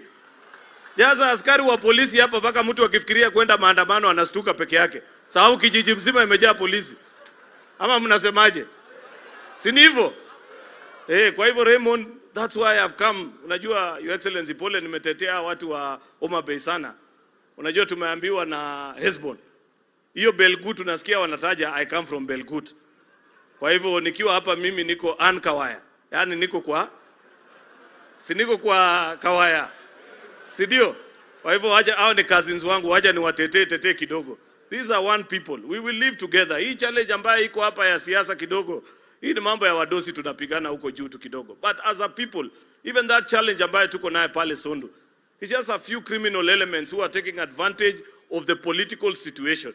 But I want to appreciate what you, Raymond, together with your CS Kindiki have done. You have landed there today and you have given firm instructions to your security team. Kwamba wahalifu wao ambao wanachukulia advantage ya hii political situation washikwe ili our people continue to live peacefully. Sondu has been a peaceful town. Growing up as young people in this region, That was our biggest town ambayo tulikuwa tunajua. Watu wa Homa Bay, Kisumu, Kericho, that's only is where we used to meet to do trade and business. Sisi tunawapatia maziwa, hawa wanatupatia jambi na maisha inaendelea. Hii upuzi kidogo ambayo imetokea, tafadhali CS Kindiki, PS Raymond, maliza ili watu wetu waishi pamoja kwa amani. Mwisho tu, Your Excellency, huyu Ochanda mentioned something very special, and I will be remiss if I don't mention it. He said that as president, please remember, as you plan the economic revival of this country, make sure that the Lake Region Economic Bloc is part of the regions that you'll revive. And I celebrate because in the plans that you have made, this Lake Region is part of the plans that you have talked about. Huyu Osoro ameguzia mambo ya the maritime and fishermen economy, that we put excise duty on anybody who wants to import fish in this country. I know even for a fact, it is not a disputed fact in this country that in any part of this town, the best carpenter kwa any town in this county, hata kwa kina Rigiji kule Nyeri, kwetu Kericho, are people from this part of the country. And what have you done about it? You have made sure that it is not possible anymore that we continue to import furniture while we have our carpenters here in the country, to protect that industry. I celebrate you. Those are part of the good things that are in the finance bill, which unfortunately, because of all the lies na hii makelele ambayo iko hapa, watu wengi hawatajua. Please keep on working hard and ensure that as you revive Kenya, revive the Lake Region Economic Bloc as well, Your Excellency. That's my humble request on behalf of my Kawayas that I'm speaking in front of today, Your Excellency. Nataka kufikia hapo, sasa nichukue fursa hii, nimwalike Deputy President wetu, the Honorable Rigathi Gachagua, aje azungumze na watu wa Homa Bay. Tumpigie makofi Deputy President wetu anapokuwa anakaribia. Welcome, Your Excellency. Thank you. Asante sana rais wetu, kiongozi wetu, Daktari William Samoei Ruto, Dr. Raymond Omollo and your family, the clergy, mawaziri, wabunge, na wakaaji wetu wote hapa wa Homa Bay, hamjambo. God is good and all the time. Munisalimie kwa hewa. Bwana Yesu asifiwe. Rais wetu, yangu tu ni machache sana. Kwanza, Mheshimiwa Ocheng amesema mimi ni doctor.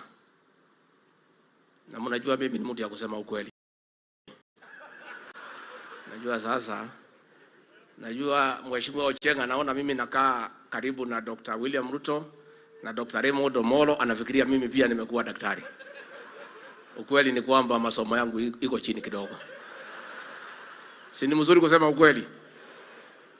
Na ndio mimi najua mimi ninaelewa mambo mingi, hata kama sijasoma sana, niko na network kidogo.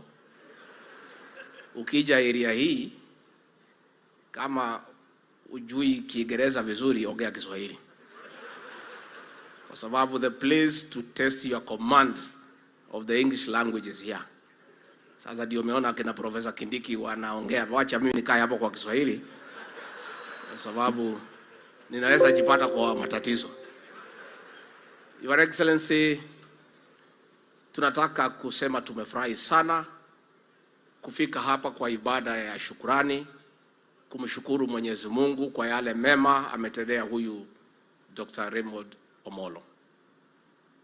Huyu kijana wenu, mimi nataka nitoe hakikisho ya kwamba tukifanya kazi pale na yeye na rais, hapa ako kidole, nako sawa.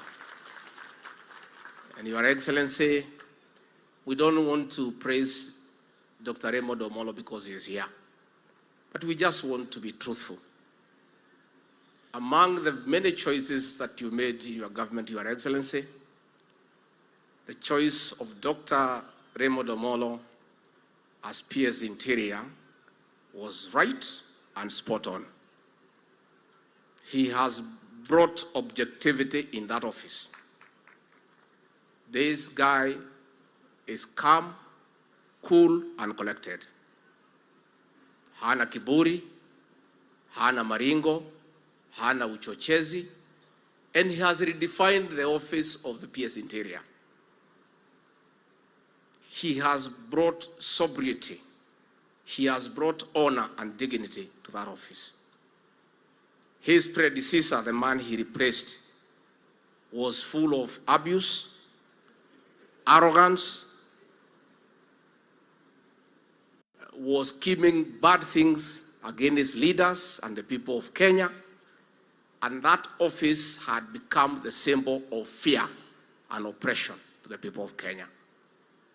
And in 7 months, Dr. Omollo has turned that office upside down. That instead of the office being the source of fear to the people of Kenya, people go to that office to look for hope and to look for development. And I want to encourage you, Dr. Omollo, kanyangia hapo. Mimi naangalianga naona mbali kidogo. Huyu kijana hapo mbele mambo yake naona iko sawa. Ningeomba mumuombe. Mtamuombea? Hold him in prayer. And we want to thank the church, his parents, his ancestors, his siblings, and the people of this village for good upbringing. Sisi tunajua mtu amelewa vizuri. This young man has been brought up well, and we want to say thank you.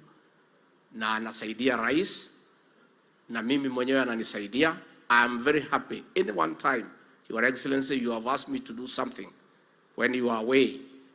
When I talk to PS Omollo and he says, consider it done, it is as good. And therefore, we all enjoy working with him. Kwa hivyo, mimi sitaki nisidi kupita hapo. Ningetaka kuambia nyinyi, huyu rais kwa appointment ya huyu Omollo alinichenga kidogo. Si mnajua mimi ndio custodian ya shares katika hii serikali. Muko na habari? Sasa rais aliniita akaniambia, wewe kwa hii kuna kijana moja nataka kuchukua pahali, na ile kiti mimi nataka kupea yeye, usilete ile list yako ya shares kwa sababu ataanguka. Hii nikubalie tu tafadhali, because sisi ni marafiki. For this one, don't apply that formula because he will not make it. But I want to promise you that he is a good man, na wewe mwenyewe na Wakenya watakuja kufurahia. Mimi kwa sababu rais tumetoka mbali. Sinajua Waswahili wanajuana na vilemba. Nikaelewa haraka, nikaweka mambo ya shares kando, huyu akakuwa PS wa Interior. Had other shareholders been asked, hiyo kiti ya Interior haingekuja hapa. Huyu rais anapenda nyinyi. Maybe ni hiyo maneno ya huyu alitoka Kericho akaolewa hapa, I don't know, but he loves you. Because that docket is a serious docket. It's the heart of government. And I also want to confirm the PS and the CS, Professor Kindiki, they have a good working chemistry. And that is why we are making progress. When Kindiki is far away, Omollo takes charge of Harambee House, and he takes care of all of us. And we really want to say we are very appreciative. Bora tu, hata wewe, Dr. Omollo, kuna pahali unanihangaisha kidogo. Na mimi ningetaka kuomba kanisa na hawa watu wenu, muongeleshe huyu PS, asinihangaishe pahali ananihangaisha. Mungetaka nimwambie pahali ananihangaisha? Ningetaka muambie tafadhali, huyu Rigiji ni mtu ya kawaida. Ukienda ofisi yake, punguza Kiingereza. Kwa hayo mengi, ningetaka kuuliza msimame, tumkaribishe Rais wa Jamhuri ya Kenya kwa makofi. Asante. Thank you, Mr. President.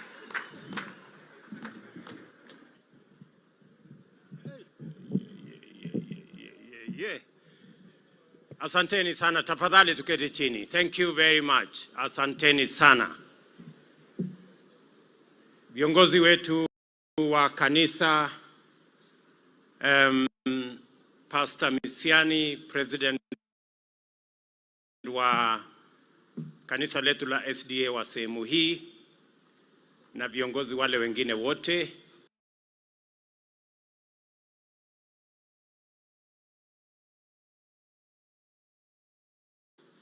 Viongozi wenzangu mlio hapa, ndugu wananchi, Jodhurwa umor. Onjelo janam jodhurwa untie. Asanteni sana. Bwana Yesu asifiwe. Nyasaye ber. Sejete duto. Oh, very good. Naona mnaelewa maneno. Kwanza mimi nataka nichukue nafasi hii nimshukuru Mungu kwa kutupatia nafasi tufike Homa Bay kwa mara nyingine tena. Nataka niwashukuru nyote, na zaidi tumekuja hapa katika ibada ya shukrani kwa sababu ya huyu kijana wenu Raymond Omollo ambaye ni Principal Secretary katika ofisi ya Rais.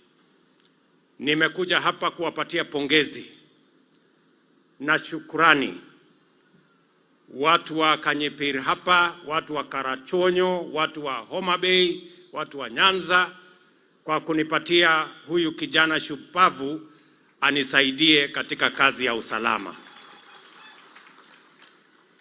Pongezi Raymond for the opportunity you have to serve the people of Kenya.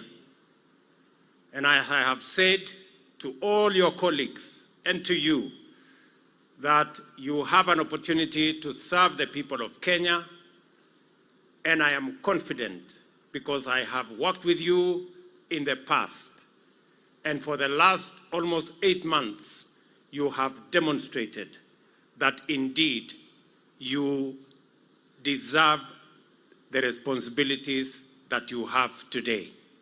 Pongezi sana, na mimi nataka niwahakikishie watu wa familia yako, watu wa hapa Karachonyo na watu wa Homa Bay kwamba Raymond is a resolute professional and he is doing a wonderful job at the office of the president.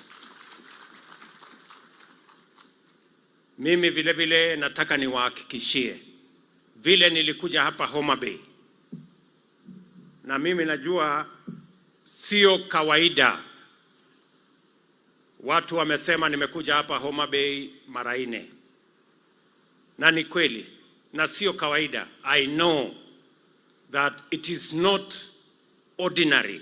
It is not what people expect. It is not normal. In fact, we are upsetting the status quo. Watu wengi wamezoea ile siasa ya zamani. Na nia yetu ni kubadilisha ngome ya siasa chafu. Tunataka kuondoa siasa ya mirengo, siasa ya kugawanya watu, siasa ya ukabila, tujenge siasa ya kuunganisha watu wote wa taifa letu la Kenya. Na nimefika hapa Homa Bay sio kwa sababu nimekosa mahali ya kwenda. Niko na mahali mingi ya kwenda. I have come to Homa Bay deliberately. Kwa sababu mimi nataka watu wa Homa Bay wajue na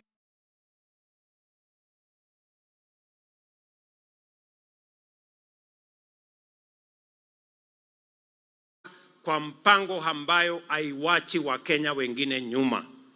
We are going to make sure that no part of Kenya, no section of Kenya, no community in Kenya is left behind as we march forward as a nation. Hii safari ilianza hata kabla ya uchaguzi. Mnajua kabla ya uchaguzi nilikuja hapa Homa Bay nikiwa natafuta kura.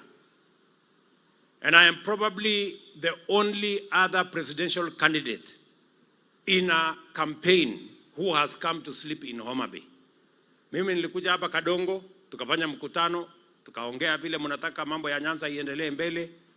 Nikakuja nikalala hapa Homa Bay. Hapo watu wengi walikuwa wananiuliza, wewe unafanya nini huko kwa Homa Bay, huko hakuna kura? Nikasema I am a man on a mission because the unity of our country is not going to happen if we continue doing things the way we have done all the years. And we must be deliberate about the unity of our country. We must be determined about the unity of our country. And that is why nilikuja hapa Homa Bay, we changed the narrative, nikalala hapa, watu wakajua inawezekana uende Nyanza, uombe kura, wananchi wakusikize, wataamua vile wataamua. Nyinyi mlikuwa mmeniahidi kura nyingi. Nimekuja malalamiko kidogo. Ile mlikuwa tumekubaliana, mlipunguza. Niliwaambia patia ule kompete wangu nyingi lakini munipagishie kidogo. Lakini yangu mlipunguza sana. So hata ingawa je hivyo, I will keep my part of the bargain. Si niliwaambia tutatembea hii safari pamoja. That is what we are going to do. Jambo la pili, I am doing this because we want to change the politics of Kenya. Watu wengi hawangejua inawezekana kwamba hata wale hawajakupigia kura unaweza kuwapatia nafasi wafanye kazi katika serikali unayotengeneza. Watu wengi walifikiria kwamba kiti ya Principal Secretary ya Interior na Coordination of National Government ni ya wale watu ambao wamepiga kura kwa wingi kwa hiyo serikali. That is not the case. I deliberately appointed this young man because I wanted to break the jinx that always these positions belong to certain places. Vile vile, wakati nilipata nafasi ya kuappoint CDF wa majeshi yote ya Kenya, I appointed a son from Nyanza because of two reasons. Number one, because of his competence. And number two, because he came from this region. And I wanted to demonstrate to the people of Nyanza that they too belong to this country and they too deserve any position that they can merit. Nyinyi mnanielewa? Vile vile, mimi nataka niwashukuru sana hawa wabunge ambao wameamua tutafanya hii kazi ya wananchi pamoja. Hawa wabunge wenu ambao wameamua kufanya kazi na serikali yetu ya Kenya ni mashujaa. And I salute you because that is how we are going to change the politics of Kenya. Mara nyingi watu wanasema ya kwamba unajua hii serikali inaonekana ni ya wale watu, inaonekana ni ya wale watu. Sasa na wengine wanatulaumu saa zingine ati hatujawaunganisha na kuwajumuisha katika serikali. Hawa wangwana wabunge wenu na senator wamekuja tuungane pia wanalalamika. So which is which? Do you want us to work together? Don't you want us to work together? So you better make up your mind. Ama namna gani? Mimi nimekuja hapa, mimi sina mjumbe wa Kenya Kwanza hapa. Sina governor wa Kenya Kwanza hapa. I have said I will work with all the leaders elected irrespective of their political parties. Kila mjumbe ambayo ako tayari kufanya kazi na sisi, tutafanya kazi na yeye. Kila kiongozi ambaye ako tayari kufanya kazi na sisi, tutafanya kazi na hawa. Kwa sababu Kenya lazima tuondoe siasa ya bure ya kuwagawanya wa Kenya. Ati wewe ni wa mrengo hii, usifanye kazi na huyu. Wewe ni wa mrengo ile, usifanye kazi na huyu. Hiyo ni siasa duni ambaye imepitwa na wakati. We want to work together to build one nation and to develop a Kenya that we can all be proud of.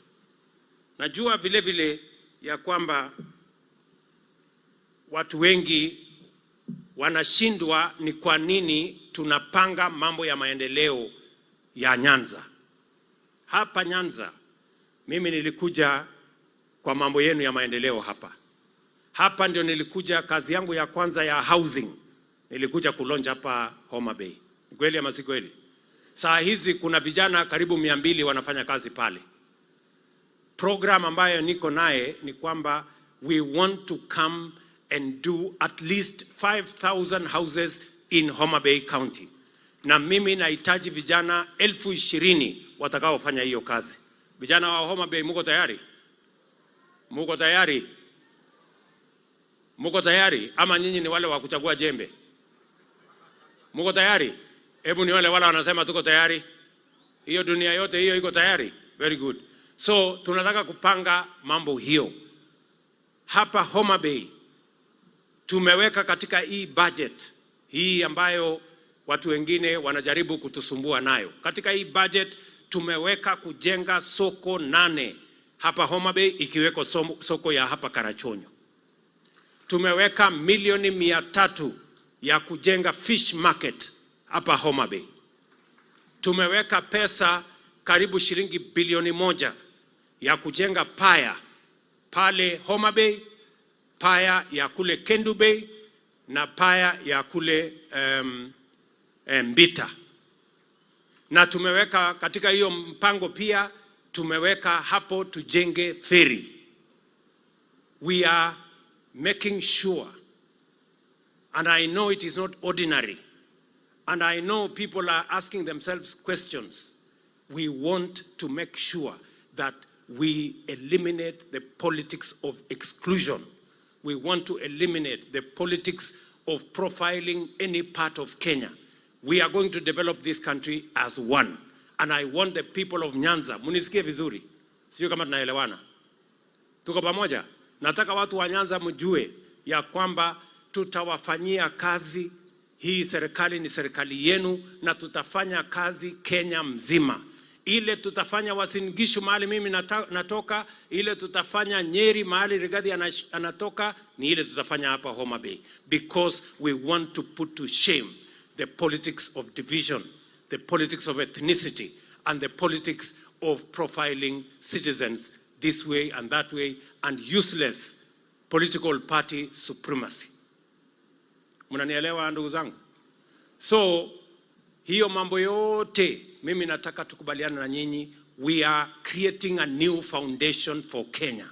A foundation that makes sure that we carry the whole country together. We do not profile anybody, any community, any part of Kenya, any county. We are working together as the people of Kenya. Mimi vile vile nataka niwaambie hawa ndugu zangu. Ochanda ameongea, Jalas ameongea. Wamesema ya kwamba wamepatiwa barua ya... Mimi nataka niwaambie my friends. Mimi ndio nilikuwa deputy party leader wa ODM. Si mnajua hivyo? Mimi ndio nilikuwa deputy party leader wa ODM. Hata mimi nilipatiwa hiyo barua. Na ukiona umepatiwa barua kwa ODM, unajua mambo yako sasa ndio inaanza kuiva. Mambo yako So Elisha, usikwe na wasiwasi. Kabla hujapata barua ya ODM, mambo yako bado. If you know how to go forward, vile ya kufaulu kwa siasa, ni upate barua ya ODM. Bas, mambo yako hiyo ya disciplinary hiyo. Hata mimi nilipelekwa kotini na ODM wakajaribu kunifukuza. Tukasumbuana kotini, mtakuja niwaambie vile ya kupanga maneno. Tukasumbuana kotini 5 years, ikaisha, tukaendelea, mimi nikakuwa deputy president. So iko shida iko wapi? Sijui kama tunaelewana. So you guys relax. Hiyo ni siasa tunaelewa na ni siasa tumepitia, and I just want to tell you that is the journey of leadership. So don't worry about that whole maneno. Mimi nataka niwaeleze hivi watu wa Homa Bay. Poleni, sitachukua muda mrefu kwa sababu kesho tuko na wageni wengi wa Africa Union ambaye wanakuja Kenya. Tuko na nchi karibu 15 marais na viongozi tofauti wanakuja Kenya. Mimi nataka niwaambie hivi ndugu zangu. Now it is time ya kupanga vile ya kubadilisha Kenya. Hii msukosuko kubwa hii mnaona iko Kenya is because we want to do things differently. Na kuna vile watu wamezoea wanataka mambo iendelee vile imekuwa ikiendelea. Umaskini inaendelea kukabili wananchi. Wananchi vijana wengi hawana ajira. Saa hizi wananchi ama vijana milioni 5 hawana ajira. Wanataka tuendelee na kukopa madeni. Saa hii madeni imerundikana imefika trilioni 9. They want us to continue the same way. That is why you find there is a crisis in Kenya. Because there are people, reactionaries, who do not want us to change Kenya for the better. But I want to promise them that change is happening in the Republic of Kenya, and we are not going back. Nyinyi mnataka turudi nyuma ama tuende mbele? Mimi nataka niwaambie ndugu zetu, hatuwezi kurudi nyuma, tunaendelea mbele. Na ndio sababu mwaka huu tumeajiri walimu 55,000, the largest ever done by any administration since independence. And it is because I stand here as president today, not because I come from a prominent family, but because I got the opportunity to go to school like all other children of Kenya. And I want that opportunity to be available to the child of every citizen of the Republic of Kenya. That's why education is important. Katika budget yetu tumeweka bilioni 650 kwa mambo ya elimu. Na tumeongeza budget kwa mambo ya elimu because we are all told, and Raymond mentioned, that education is the greatest equalizer. I am telling the people of Kenya from Homa Bay that we have put a proper plan to make sure that all our children go to school and they find teachers to teach them. And that is the reason we have hired 55,000 teachers in 1 year. That is why we have allocated 5 billion shillings to make sure that 4 million of our children who cannot go to school because there is no food, that we will have a school feeding program so that even the children of pastoralists who ordinarily would not go to school will also have an opportunity to go to school. We have also changed the funding structure so that every child, especially children from poor families, can get 100% scholarship, either in TVET or in our universities, so that we can make sure that the children of everybody have a chance to go to school. Number 2, in this budget, we are deliberate about creating jobs. It has never happened in Kenya. That is why many people are confused. Because watu wamezoea tunatengeneza tu budget mwaka hii. In fact, mtu mmoja alikuwa ananiuliza, hii finance bill umetoa wapi? Kwa sababu watu hawajazoea kusikia ati kuna kitu inaitwa finance bill. For the first time in Kenya, watu wamejua there is something called finance bill. But this finance bill has been there since independence. But this is the year we have had a conversation about taxes, about finance bill, because we want to change the nation, and change doesn't come easy. Nyinyi mnanielewa jameni? So, mimi nataka niwaambie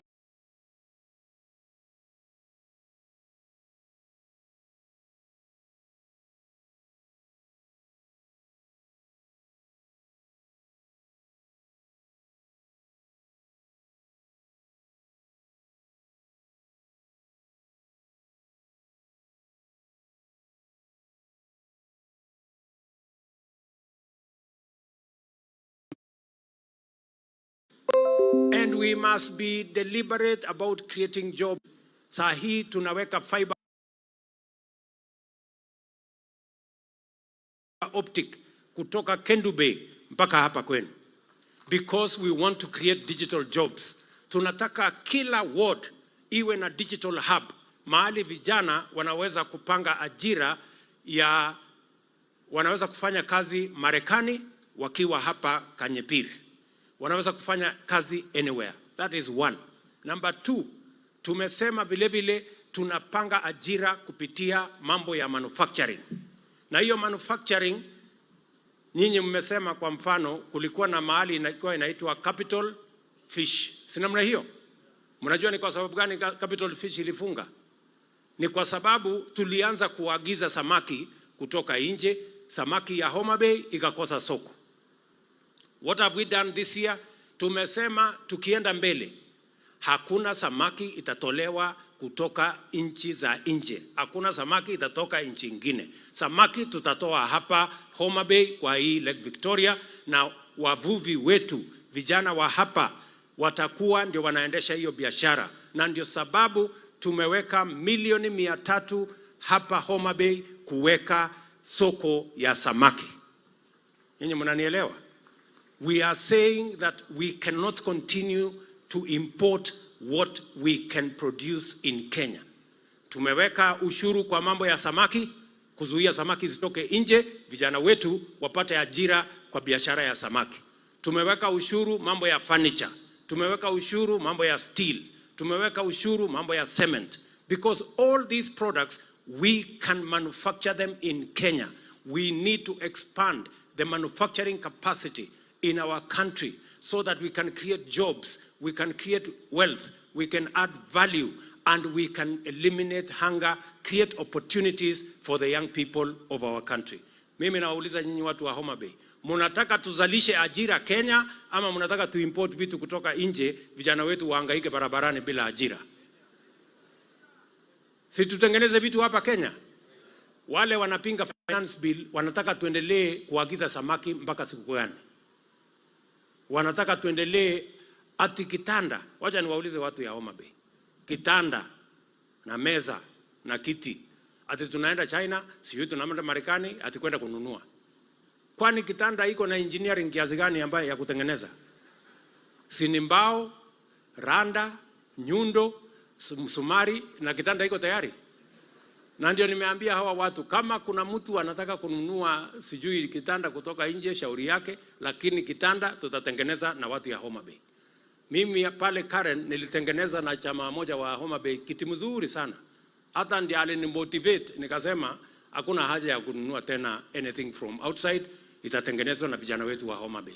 In any case, mimi nataka niulize wale viongozi wanasema ati wanapinga ati tuendelee kulete furniture kutoka nje, niwaulize, what do they expect the hundreds of thousands of young people we are churning out of our TVETs, what do they expect them to do? Wanataka waende watafute kazi wapi? Si ni lazima tuwapangie ajira? That's what we are going to do. Vile vile tumekubaliana ya kwamba mambo ya cost of living, we must deal with it decisively. Unga ni ya muhimu, na unga, ili tupunguze gharama ya unga, hatuwezi kupunguza gharama ya unga kwa kuweka sufuria kwa kichwa na kupanga maandamano ati unga itateremka. Itateremka namna gani? Kwani wewe ni magician? Hata kwa dawa, hata kwa uganga itateremka aje? Kupanga mambo ya unga ni ile tumefanya this year. Tumepatia wakulima magunia milioni 4 ya mbolea. Wakulima wamezalisha chakula. Ukitembea Kenya mzima, wakulima wamefanya bidii mpaka wameongeza another 200,000 ya sehemu ya kuzalisha chakula. In another 2 months, maximum 3 months, tutakuwa na chakula Kenya ambayo hamjawahi kuona, because we have done the right thing. Na nimesema ya kwamba mwaka ujao tutaongeza mbolea ile tutapatia wakulima from 4 million to between 7 and 8 million, kwa sababu tunataka kumaliza kabisa mambo ya njaa katika taifa letu la Kenya once and for all.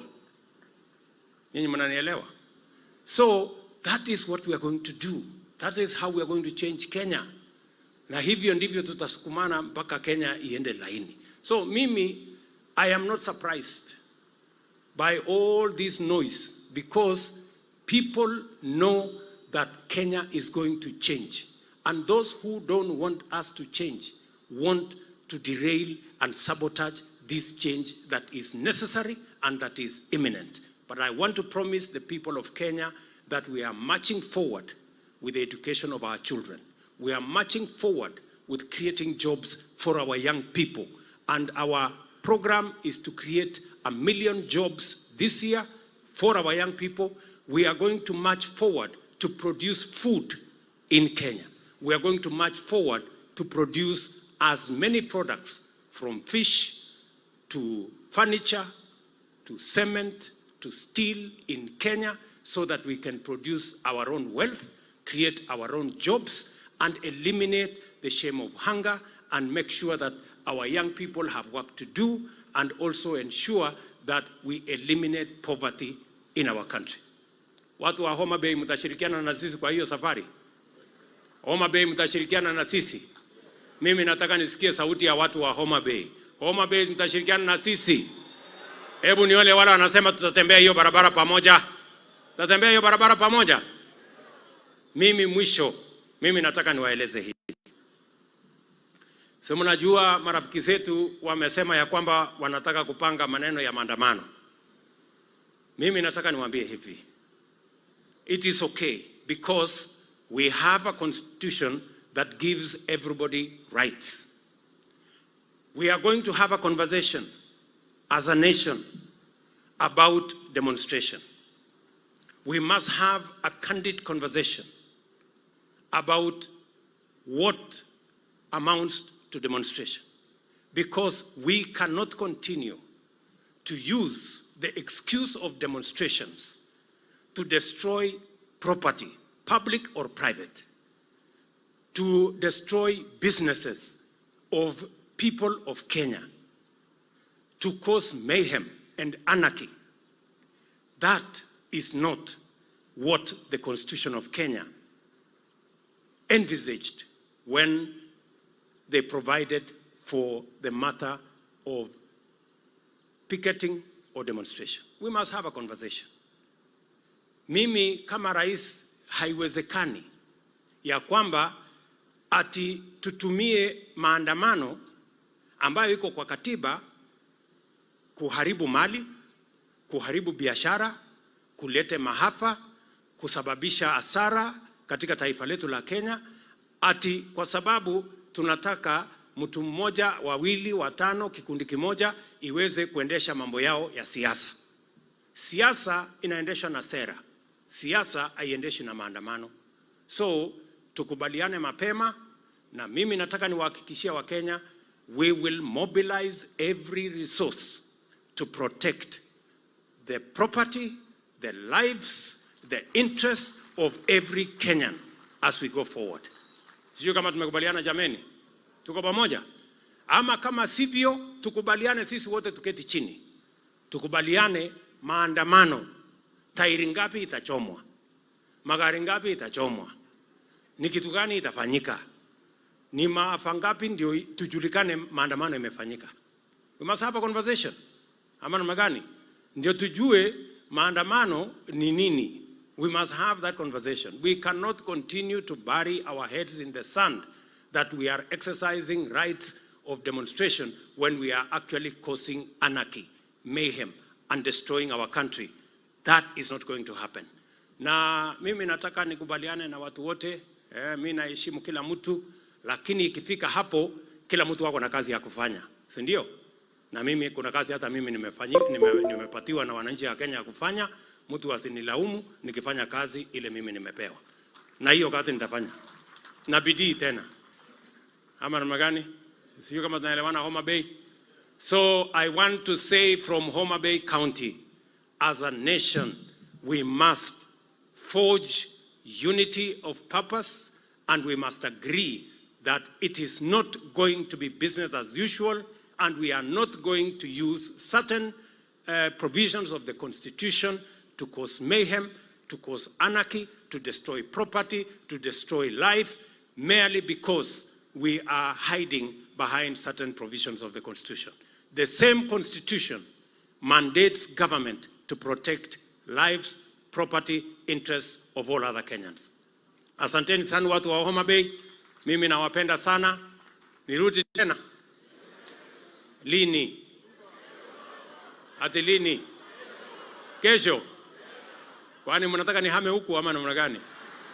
Na ile kazi mmenipatia huko itafanywa na nani nikiwa hapa kesho tena?